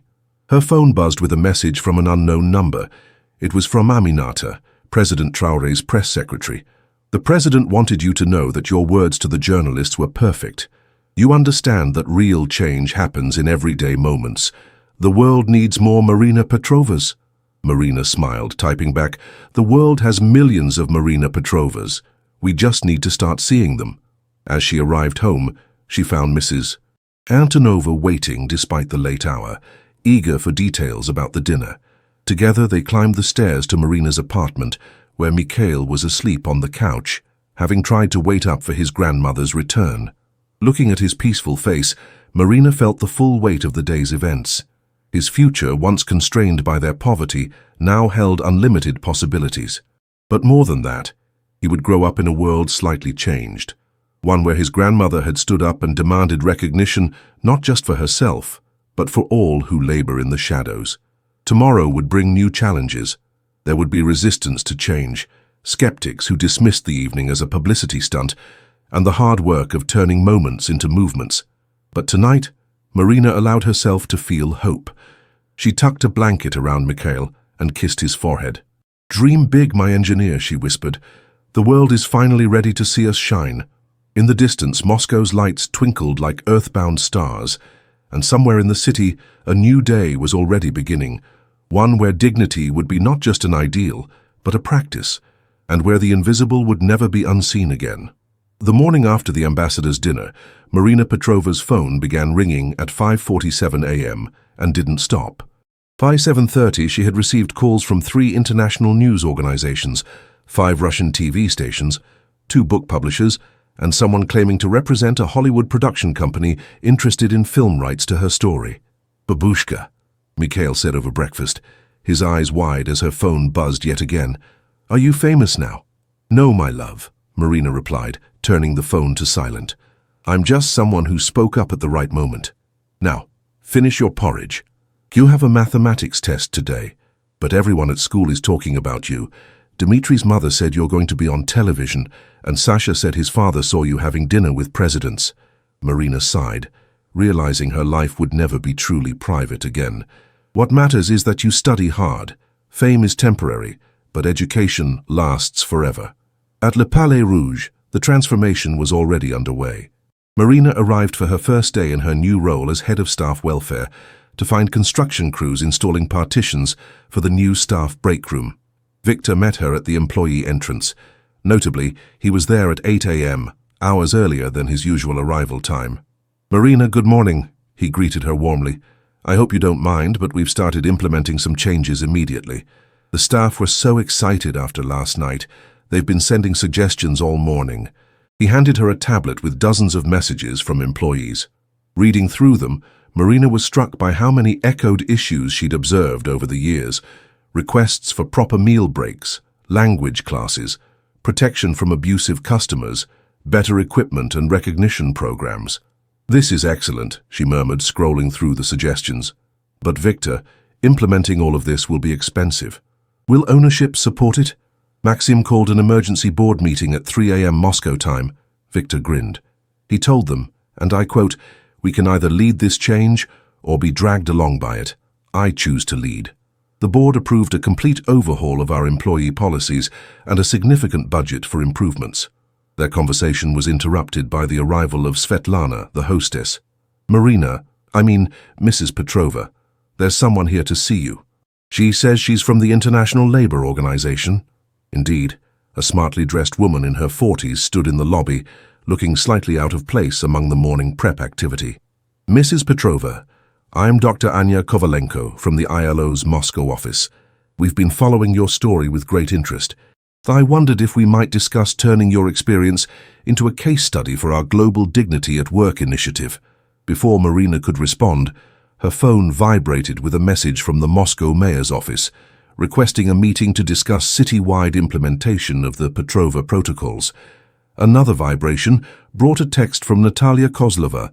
"CNN wants to interview us together about transformation and reconciliation. Interested?" The morning became a whirlwind of activity. Marina found herself in back-to-back meetings with department heads, discussing everything from ergonomic cleaning equipment to employee assistance programs. The kitchen staff presented ideas for a mentorship program. The wait staff proposed customer service training that included modules on maintaining dignity under pressure. During a brief break, Marina stepped into the alley behind the restaurant for fresh air. There she found Pyotr, the security guard, having a cigarette. "Ah, Marina Mikhailovna," he said, quickly stubbing out the cigarette. "I shouldn't be smoking here." "Pyotr, you've been smoking in this exact spot for 7 years," Marina smiled. "I'm not here to change everything overnight, just to make sure we're all treated with respect while we work." He relaxed slightly. "It's strange, you know. Yesterday I told my wife about serving at that dinner, about talking to the ambassador from Tanzania. She couldn't believe it. Said I seemed 10 years younger when I came home. Why do you think that is?" "Because for once I felt like a person, not just a uniform," he said simply. "That diplomat asked about my life, my family. He was interested in my opinion about Russian literature. When was the last time any guest here cared about what I think? Their conversation was interrupted by the arrival of a delegation from the Moscow Hotel Workers' Union.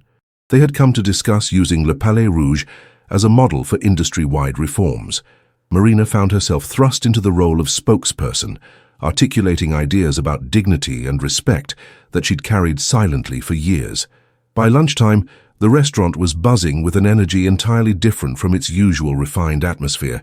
Staff members who had never spoken to each other were sharing ideas. The traditional hierarchy seemed suspended as everyone contributed to the transformation. In the kitchen, head chef Anatoly, notorious for his temper, was actually listening to suggestions from junior cooks about workflow improvements. "If we reorganize the prep stations this way," explained sous chef Maria, "we can reduce the physical strain on the dishwashers." "And why didn't you suggest this before?" Anatoly asked. "Would you have listened?" Maria replied boldly. The chef paused, then laughed, a sound rarely heard in the kitchen. "No, probably not. I was an idiot. Show me your plan again." Meanwhile, across Moscow, the ripple effects continued to spread. At the prestigious Hotel Metropole, management held an emergency meeting after several staff members shared Marina's story on social media with the caption, "If Le Palais Rouge can change, why can't we?" At Sheremetyevo Airport, cleaning staff organized a respectful petition for better working conditions, citing the Petrova protocols. Shopping malls, office buildings, and restaurants throughout the city reported similar movements. The international response was equally dramatic. In Paris, striking hotel workers carried signs reading, "Nous sommes tous Marina," "We are all Marina." London's Savoy Hotel announced a review of their staff policies. In New York, the Plaza Hotel's management met with union representatives to discuss implementing dignity standards. Social media exploded with Junior Dignity for All stories. Workers worldwide shared experiences of disrespect and invisibility, but also moments of recognition and change. The hashtag was used over 10 million times in 24 hours. Back at Le Palais Rouge, the lunch service brought unexpected visitors. A group of sociology students from Moscow State University arrived, requesting permission to study the restaurant's transformation for their thesis projects. A documentary crew from Deutsche Welle set up cameras to capture the changes in real time. But the most surprising visitor arrived just after 2 p.m. A modest black car pulled up to the service entrance and out stepped an elderly woman with a walking stick. Marina, who was reviewing architectural plans for the staff center, heard a commotion and went to investigate. "Excuse me," the woman was saying to a flustered Victor. "I'm looking for Marina Petrova." "Grandmother?" Marina gasped, recognizing the voice before the face. It was Elizaveta Mikhailovna, her own mother-in-law, Mikhail's great-grandmother, who lived in a nursing home on the outskirts of Moscow. "Marina!" The old woman's face lit up. "I saw you on television. The nurses couldn't believe it was my daughter-in-law dining with presidents." Marina rushed forward to embrace her. "Elizaveta Mikhailovna, how did you get here?" "The nursing home director drove me himself," she beamed. "He said anyone whose family makes such waves deserves special treatment." "But Marina, why didn't you tell me things were so hard? I had no idea you were facing such treatment at work." As Marina settled her mother-in-law in the newly furnished staff room with tea and biscuits, she realized this was perhaps the most profound change of all. For years she had hidden her struggles, ashamed to burden others with her problems. Now the truth was bringing people together rather than driving them apart. The afternoon brought a steady stream of developments. The Ministry of Labor announced a nationwide review of service industry practices. The Russian Orthodox Church issued a statement about the dignity of all work, citing Marina's story as a modern parable. Universities began developing courses on workplace dignity and ethical management. At 4 p.m., Marina received a video call from an unexpected source, President Traoré, now back in Ouagadougou. "Marina, I hope I'm not interrupting your work," he said, his warm smile visible even on the small screen. "Not at all, Your Excellency, though I'm still not sure what my work actually is. Everything is happening so fast. That's why I'm calling. Change can be overwhelming. Remember, you don't have to solve everything at once. Focus on what's in front of you. The ripples will spread naturally. But people expect so much now. What if I disappoint them? You've already done the hardest part. You stood up and spoke truth. Now you just need to continue being yourself. Authenticity is what people respond to, not perfection." Their conversation was interrupted by Mikhail's arrival from school. He had been brought by Mrs. Antonova, who had taken to picking him up since Marina's schedule had become unpredictable. "Great-grandmother," Mikhail exclaimed, spotting Elizaveta. Then, noticing the phone in Marina's hand, "Is that the president?" "Hello, young engineer," Traoré waved through the screen. "I hear you're excellent at mathematics." Mikhail's eyes widened. "You know about me?" "Of course. Your grandmother is very proud of you. Are you still interested in visiting Burkina Faso to see our bridge projects?" "Yes, sir. I've been reading about suspension bridges. Did you know the Akashi Kaikyo Bridge in Japan can withstand earthquakes up to 8.5 magnitude?" Marina watched with amazement as her grandson confidently discussed engineering with a head of state. This, more than anything, showed her how much had changed. A week ago, Mikhail would have been too shy to speak to strangers. Now he chatted with the president about his dreams. After the call ended, the evening shift began arriving. Marina noticed immediately that something was different. Staff members who usually slunk in with downcast eyes now walked with purpose. They greeted each other by name, made eye contact, smiled genuinely. Elena from housekeeping approached her. "Marina Mikhailovna, we've been talking. We want to create a staff council, representatives from each department to meet monthly with management. Would you support this?" "Of course, that's exactly the kind of initiative we need." As the dinner service began, Marina observed the changes in action. Waiters introduced themselves to guests by name. The cleaning staff worked with new equipment that reduced physical strain. Clear protocols were in place for handling difficult customers, but perhaps the most significant change was in the attitudes of the patrons. Word of the transformation had spread through Moscow's elite circles. Diners seemed more conscious of their behavior, more likely to say please and thank you, more aware of the humanity of those serving them. Around 8 p.m., as Marina was preparing to leave for the day, she received an unexpected visit from Father Mikhail of the nearby Orthodox Church. "Marina Petrova," he said solemnly, "I've come to apologize." "Apologize? For what, Father?" "For 7 years, you cleaned our parish hall after services. For 7 years I failed to truly see you. I preached about human dignity while ignoring it in my own church. Forgive me." Marina was deeply moved. "There's nothing to forgive, Father. We're all learning to see each other better. Still, I want to make amends. This Sunday, would you speak to our congregation about dignity and work? Your story is a powerful testament to Christian values in action." As Marina left the restaurant that evening, she carried with her a briefcase full of plans, proposals, and messages from around the world. But more importantly, she carried a new understanding of her role. She wasn't just changing a restaurant or even an industry. She was part of a global awakening to the value of every human being. At home, she found Mikhail showing his great-grandmother his bridge designs. Elizaveta looked up as Marina entered. "You know," the old woman said, "when I was young, I worked in a textile factory. The conditions were terrible, but we were told to be grateful for any work at all. I never imagined a day when workers would be treated with such respect. Marina, you've done something remarkable." "We've all done it together," Marina replied, settling into her chair, "and we're just beginning." That night, as Moscow slept, planning committees worked through the night at Le Palais Rouge. Architects finalized designs for the staff center.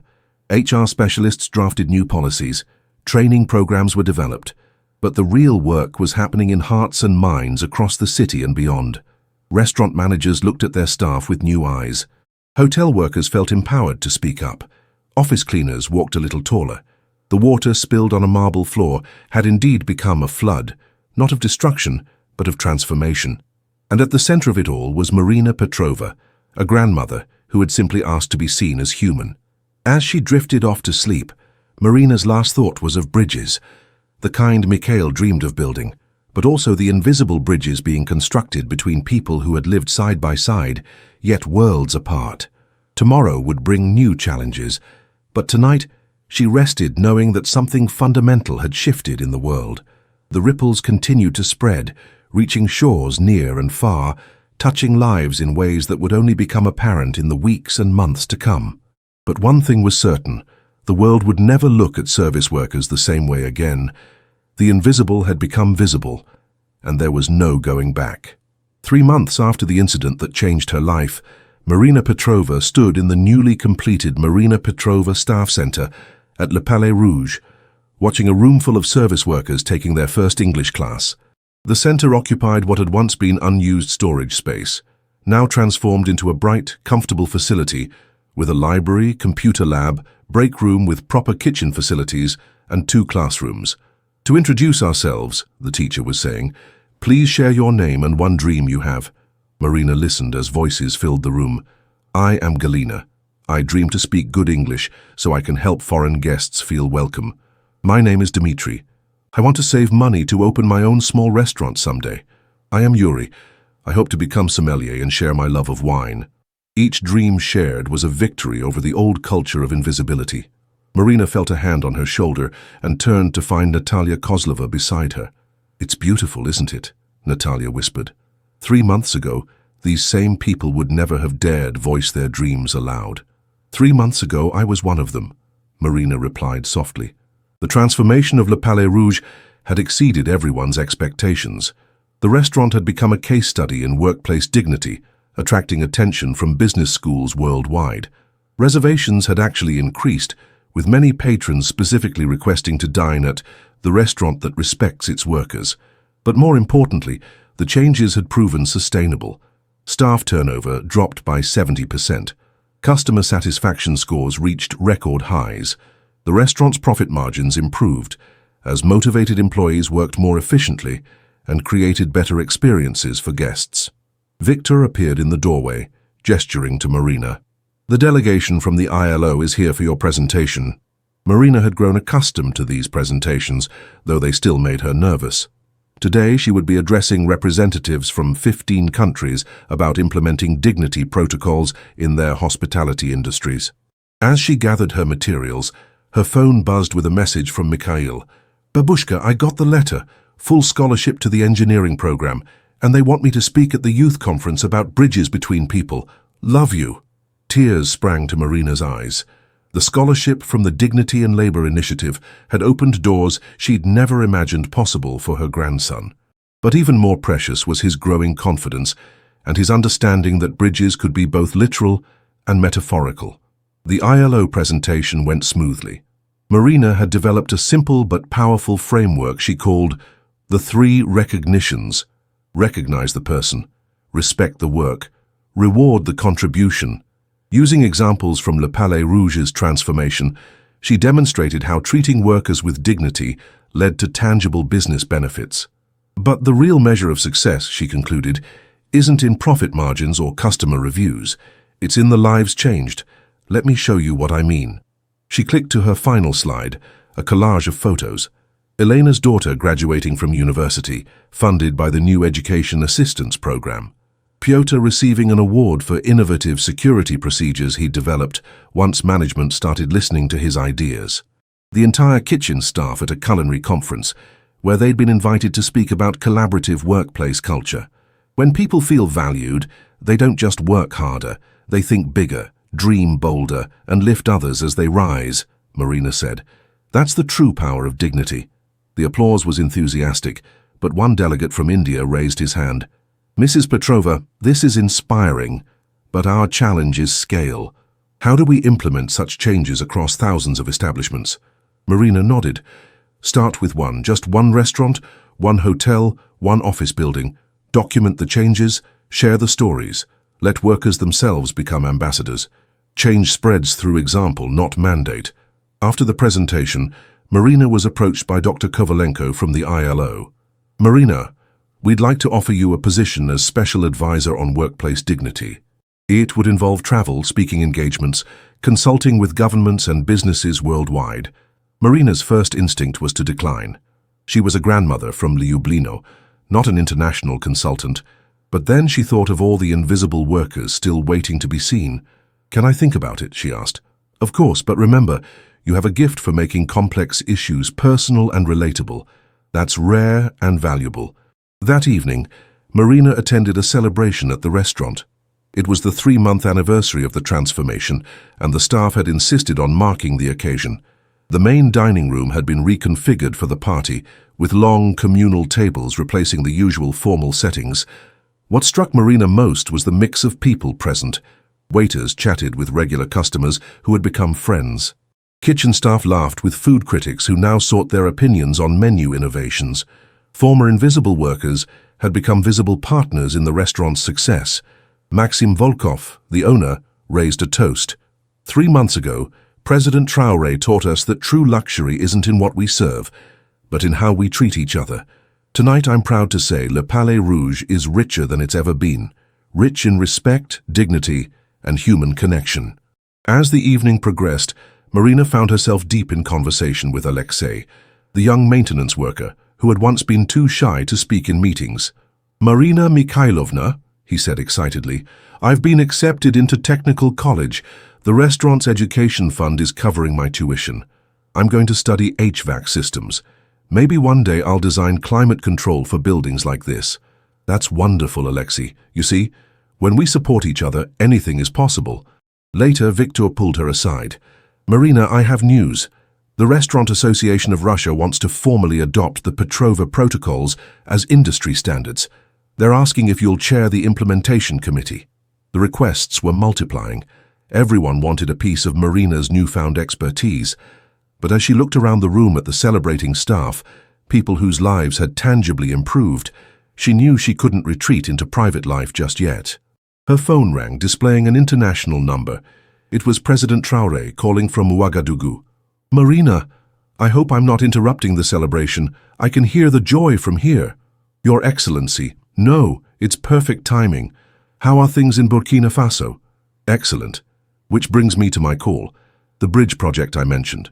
We're ready to begin construction. The opening ceremony is in 2 weeks. We would be honored if you and Mikhail would attend as our special guests. He could meet our engineers, see real bridge building in action." Marina's heart leaped. "He would be overjoyed. And actually, he has news. He received the scholarship." "Magnificent. Then this trip can be part of his education." "Marina, I also have a request. Would you speak at the ceremony? Your story has inspired our own workplace dignity initiatives. Our workers want to meet the woman who reminded the world that all labor has honor." After the call, Marina found a quiet corner to think. In 3 months, she had gone from invisible cleaning lady to international symbol. The opportunities before her were overwhelming. The ILO position, the Restaurant Association Committee, speaking engagements, book deals, documentary films. But what mattered most? She thought of Mikhail, his eyes shining with dreams of engineering. She thought of the workers still struggling in silence around the world. She thought of the bridge builders in Burkina Faso, waiting to hear that their work had dignity. Natalia found her in contemplation. "Big decisions?" she asked gently. "Too many opportunities," Marina admitted. "I don't know how to choose. May I share something?" Natalia sat beside her. "After our confrontation, I did a lot of soul-searching. I realized I'd been using my wealth as armor, keeping people at a distance. You changed that. Not by attacking my privilege, but by showing me our shared humanity." She paused, choosing her words carefully. "You don't have to be everything to everyone, but you have a gift for helping people see themselves and others more clearly. Whatever you choose to do, keep that at the center." As the party wound down, Marina helped with cleanup. Old habits die hard. She noticed the new equipment made the work easier. The ergonomic mats reduced fatigue. And most importantly, the team worked together with genuine camaraderie. Elena, the head of housekeeping, worked alongside her. "You know," Elena said, "my daughter wants to study labor law now. She says she wants to help workers like you helped us. Funny how one person standing up can inspire so many others." Walking home that night, she still preferred the metro to the car services now regularly offered. Marina reflected on the interconnectedness of it all. Her simple act of demanding recognition had sparked changes reaching far beyond anything she'd imagined. At home, she found Mikhail still awake, too excited to sleep. "Babushka, did you see my acceptance letter? And look, they want me to mentor younger students interested in engineering." "That's wonderful, my love. And I have more news. We're going to Burkina Faso to see real bridges being built." Mikhail's joy was infectious. As they talked about the trip, Marina made her decision. She would accept the ILO position, but with conditions.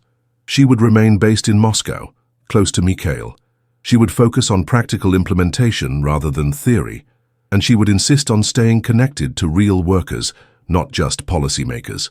The next morning, Marina called Dr. Kovalenko with her decision. "I'll do it. But I want to keep working at Le Palais Rouge part-time. I never want to lose touch with the reality of service work. That's exactly why we want you, Dr. Kovalenko replied. You understand that dignity isn't about eliminating service work. It's about honoring it. 2 weeks later, Marina and Mikhail boarded a plane for Ouagadougou. As they flew over the Mediterranean, Mikhail pressed his face to the window, marveling at the world below. Babushka, look. You can see how everything connects. Cities, roads, rivers, like a giant network. Like bridges, Marina smiled. Connecting people and places. Exactly, that's what I want to build. Not just physical bridges, but the kind you built between different types of people. Marina hugged him close. You already are, my love. You already are. The ceremony in Burkina Faso was unlike anything Marina had experienced. Thousands of workers, construction crews, engineers, local laborers, gathered in the morning sun. Traditional drummers and dancers celebrated the start of the project that would connect isolated communities to schools, hospitals, and markets. When President Traoré introduced Marina, the crowd erupted in warm applause. Many held signs reading "Dignity in Work" in various languages. She spoke simply, as always. A bridge is built stone by stone, beam by beam, by many hands working together. Dignity is built the same way, one act of recognition at a time, one moment of respect leading to another. Today, you begin building bridges of steel and concrete, but you are also building bridges of understanding between those who labor and those who benefit from that labor. After the ceremony, Mikhail spent hours with the engineers, absorbing every detail of the construction plans. Marina watched him explain stress coefficients to local students, his enthusiasm transcending language barriers. This was her legacy, not fame or accolades, but a grandson confident in his worth and his dreams. That evening, at a dinner with government officials and community leaders, President Traoré raised a toast to Marina Petrova, who reminds us that the strongest bridges are built on a foundation of mutual respect. And to all workers everywhere, may your dignity be recognized and your contributions celebrated. As Marina looked around the table at her grandson animatedly discussing engineering with university professors, at workers and officials sharing meals as equals, at President Traoré leading with humility and vision, she understood that the real transformation wasn't about her at all. It was about the bridge being built between how the world was and how it could be. The spilled water in Moscow had indeed created ripples that reached across continents, but more importantly, it had washed away the barriers that kept people from seeing each other's humanity. As the African sun set over the construction site, Marina knew that this was just the beginning. There were still so many bridges to build, so many workers to recognize, so many dignity deficits to address. But for tonight, she was content to watch her grandson's eyes shine with possibility and know that sometimes the smallest acts of courage can change the course of rivers, creating new channels where bridges can be built and connections can flourish. The work would continue tomorrow. Tonight, under the stars of Burkina Faso, she celebrated how far they'd come and gathered strength for the journey ahead. 5 years after the water spilled on the marble floor of Le Palais Rouge, Marina Petrova stood at the podium of the United Nations General Assembly in New York. The occasion was the inaugural World Dignity of Work Day, a global initiative that had grown from that single moment of recognition in Moscow. Behind her, a massive screen displayed images from around the world, restaurants with dignity-certified plaques, hotels where former cleaners now served on management boards, factories where workers' innovations had revolutionized production. The photos told a story of transformation that had touched millions of lives. Distinguished delegates, fellow advocates, and most importantly, fellow workers, Marina began, her voice steady despite the magnitude of the moment. 5 years ago I was invisible. Today we celebrate the visibility of all who labor. In the audience she could see Mikhail, now 13 and already taller than her, sitting proudly beside President Traoré. Her grandson had just won an international youth engineering competition with his design for bridges of understanding, structures that serve both practical transport needs and as community gathering spaces. The movement that began with spilled water has become a river of change, Marina continued. Today, over 147 countries have adopted workplace dignity standards, Thousands of businesses proudly display their commitment to respecting all workers. But our work is far from finished. She clicked to the next slide, showing statistics that still troubled her. Regions where service workers faced exploitation, industries resistant to change, places where the old hierarchies persisted. For every success story, there are still those waiting to be seen. For every workplace transformed, others cling to outdated models of invisible service. Our mission continues. After her speech, Marina was surrounded by delegates and media. The shy cleaning lady from Lublino had become a confident advocate, though she still preferred simple clothing and spoke plainly, never forgetting her roots. Mrs. Petrova, a reporter from Al Jazeera, called out, "What do you consider your greatest achievement in these 5 years?" Marina paused thoughtfully. "Not what I've done, but what we've all done together. The greatest achievement is that dignity in work is now a normal conversation, not a radical idea." Later, at a private reception, she reunited with familiar faces. Victor, now an international consultant on ethical hospitality management, embraced her warmly. "Marina, did you ever imagine that day would lead to all this?" "Never," she laughed. "I just wanted to keep my job and raise my grandson." "Speaking of Mikhail," Victor grinned, "I hear he's been accepted to MIT." "Yes, with a full scholarship. But he's also considering the joint program between Moscow State University and the University of Ouagadougou. He wants to study where he can make the biggest difference." Natalia Kozlova approached, now Marina's close friend and co-chair of the Global Dignity Foundation. "The documentary won another award," she announced, "and Netflix wants to do a series based on our story." The documentary, The Cleaner Who Changed the World, had indeed won multiple international awards. But more importantly, it was being used in business schools and corporate training programs worldwide as a masterclass in organizational transformation and human dignity. President Traoré joined their circle. Despite his growing international stature as a champion of workers' rights, he remained the same thoughtful leader who had first defended Marina. "My friends," he said, "I have news.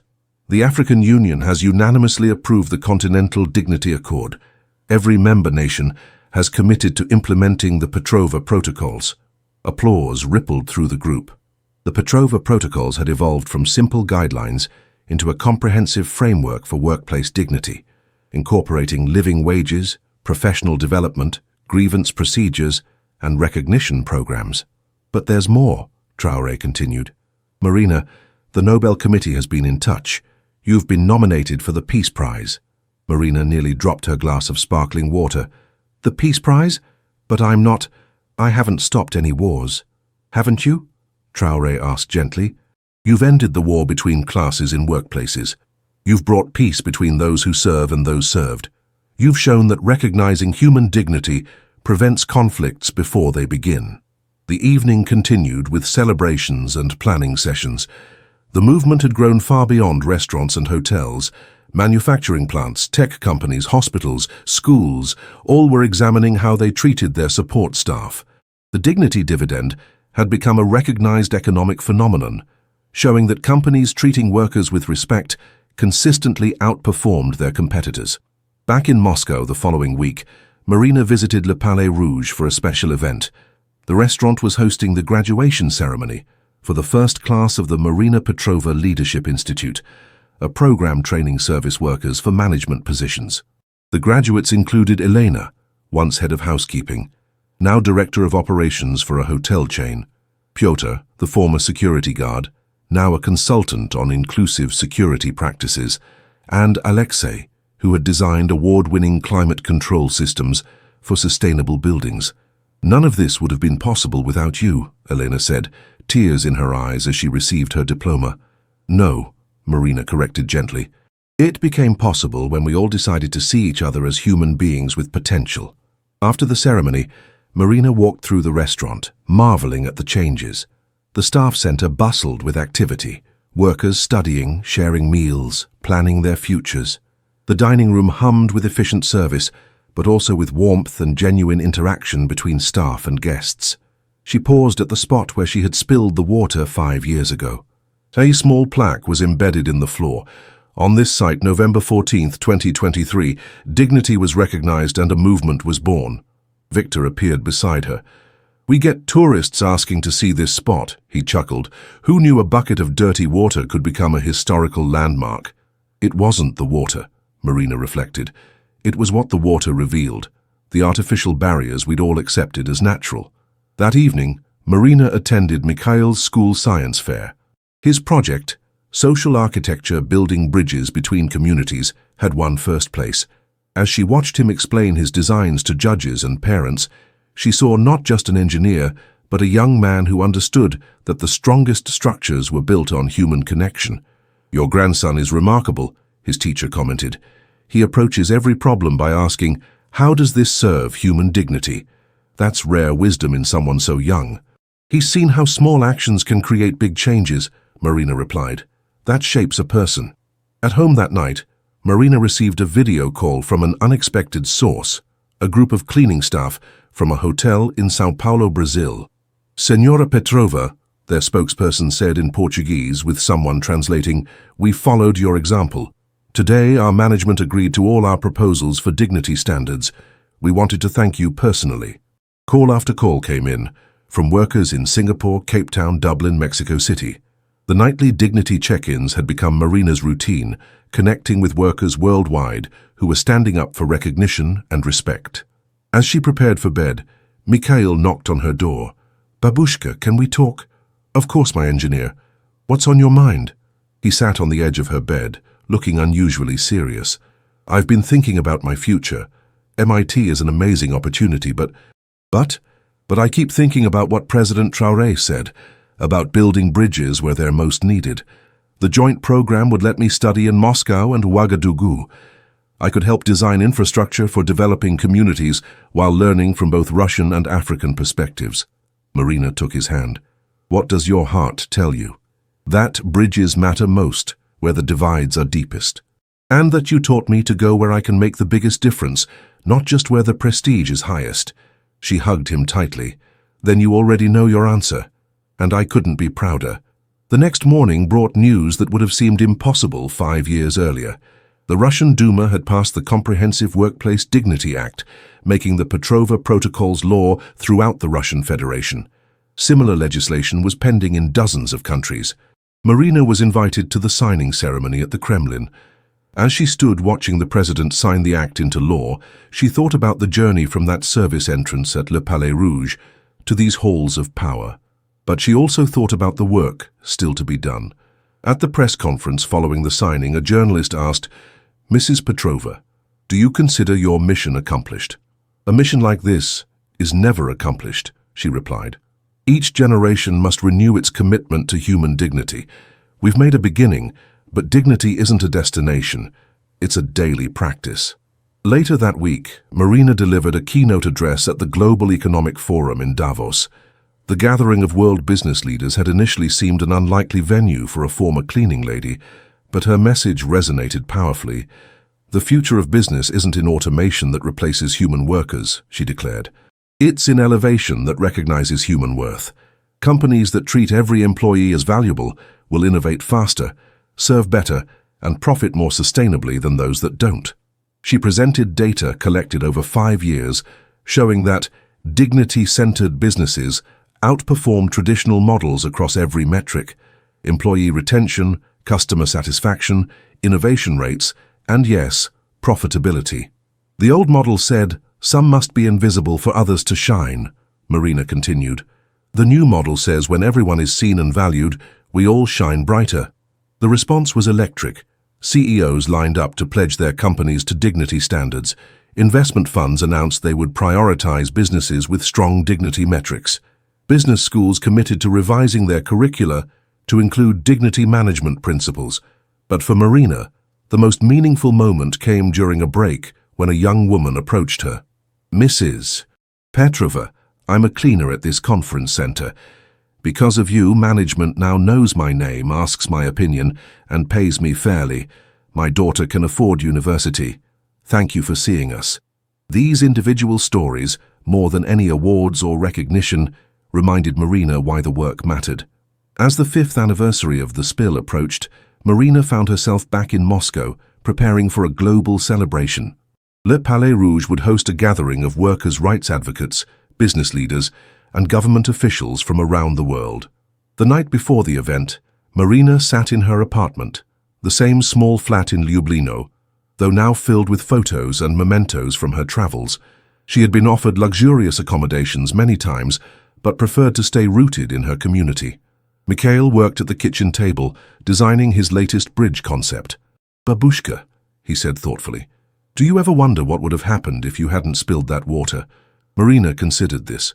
Perhaps someone else would have sparked the change. When the time is right for an idea, it finds a way to emerge. I was just the catalyst. "But you were the right catalyst," Mikhail insisted. "You didn't just demand respect, you showed how to give it. That's why it spread." The anniversary celebration at Le Palais Rouge exceeded all expectations. The restaurant had been transformed into a global showcase of dignity initiatives. Interactive displays showed the movement's impact. Millions of workers with improved conditions, thousands of businesses transformed, entire industries restructured around human dignity. President Traoré delivered the keynote address. 5 years ago, in this very room, we learned that dignity is not negotiable. Marina Petrova taught us that every worker is a human being with inherent worth. This simple truth has revolutionized how we think about work, value, and human relationships. Awards were presented to champions of workplace dignity from every continent. Companies shared their transformation stories. Workers testified about lives changed. But the evening's most powerful moment came when Marina invited all service staff, past and present, to join her on stage. Hundreds of workers, from cleaners to CEOs who had risen from service positions, stood together. "This is not my movement," Marina declared. "This is our movement. Every person who has ever felt invisible, every worker who has dared to ask for recognition, every manager who has chosen to see their staff as human beings, you are all part of this story." As applause thundered through the hall, Marina noticed something remarkable. The distinction between servers and served had blurred. Guests helped clear tables. Executives chatted with cleaning staff as equals. The artificial barriers that had once seemed so permanent had dissolved. Later, as the celebration wound down, Marina stepped outside for air. The Moscow night was crisp and clear, stars visible despite the city lights. She thought about the journey from that morning when she'd slipped on a wet floor to this moment of global recognition. Her phone buzzed with a message from Mikhail. "Babushka, I've decided. The joint program in Moscow and Ouagadougou. I want to build bridges where they matter most." Marina smiled, typing back, "Perfect. The best bridges connect not just places, but possibilities." As she prepared to rejoin the celebration, Marina reflected on what had really changed in 5 years. Yes, there were new laws, transformed workplaces, and millions of lives improved. But the deepest change was in consciousness.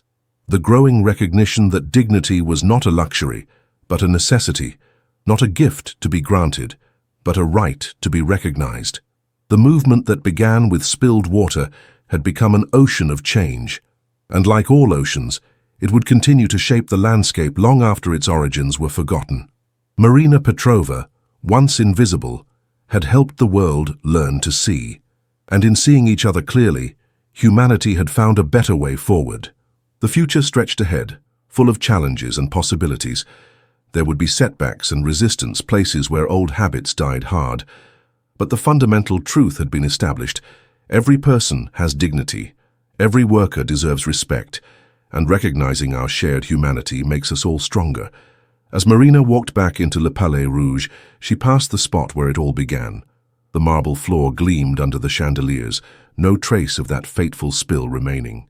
But its impact would ripple through generations, a permanent reminder that sometimes the smallest accidents can spark the greatest transformations.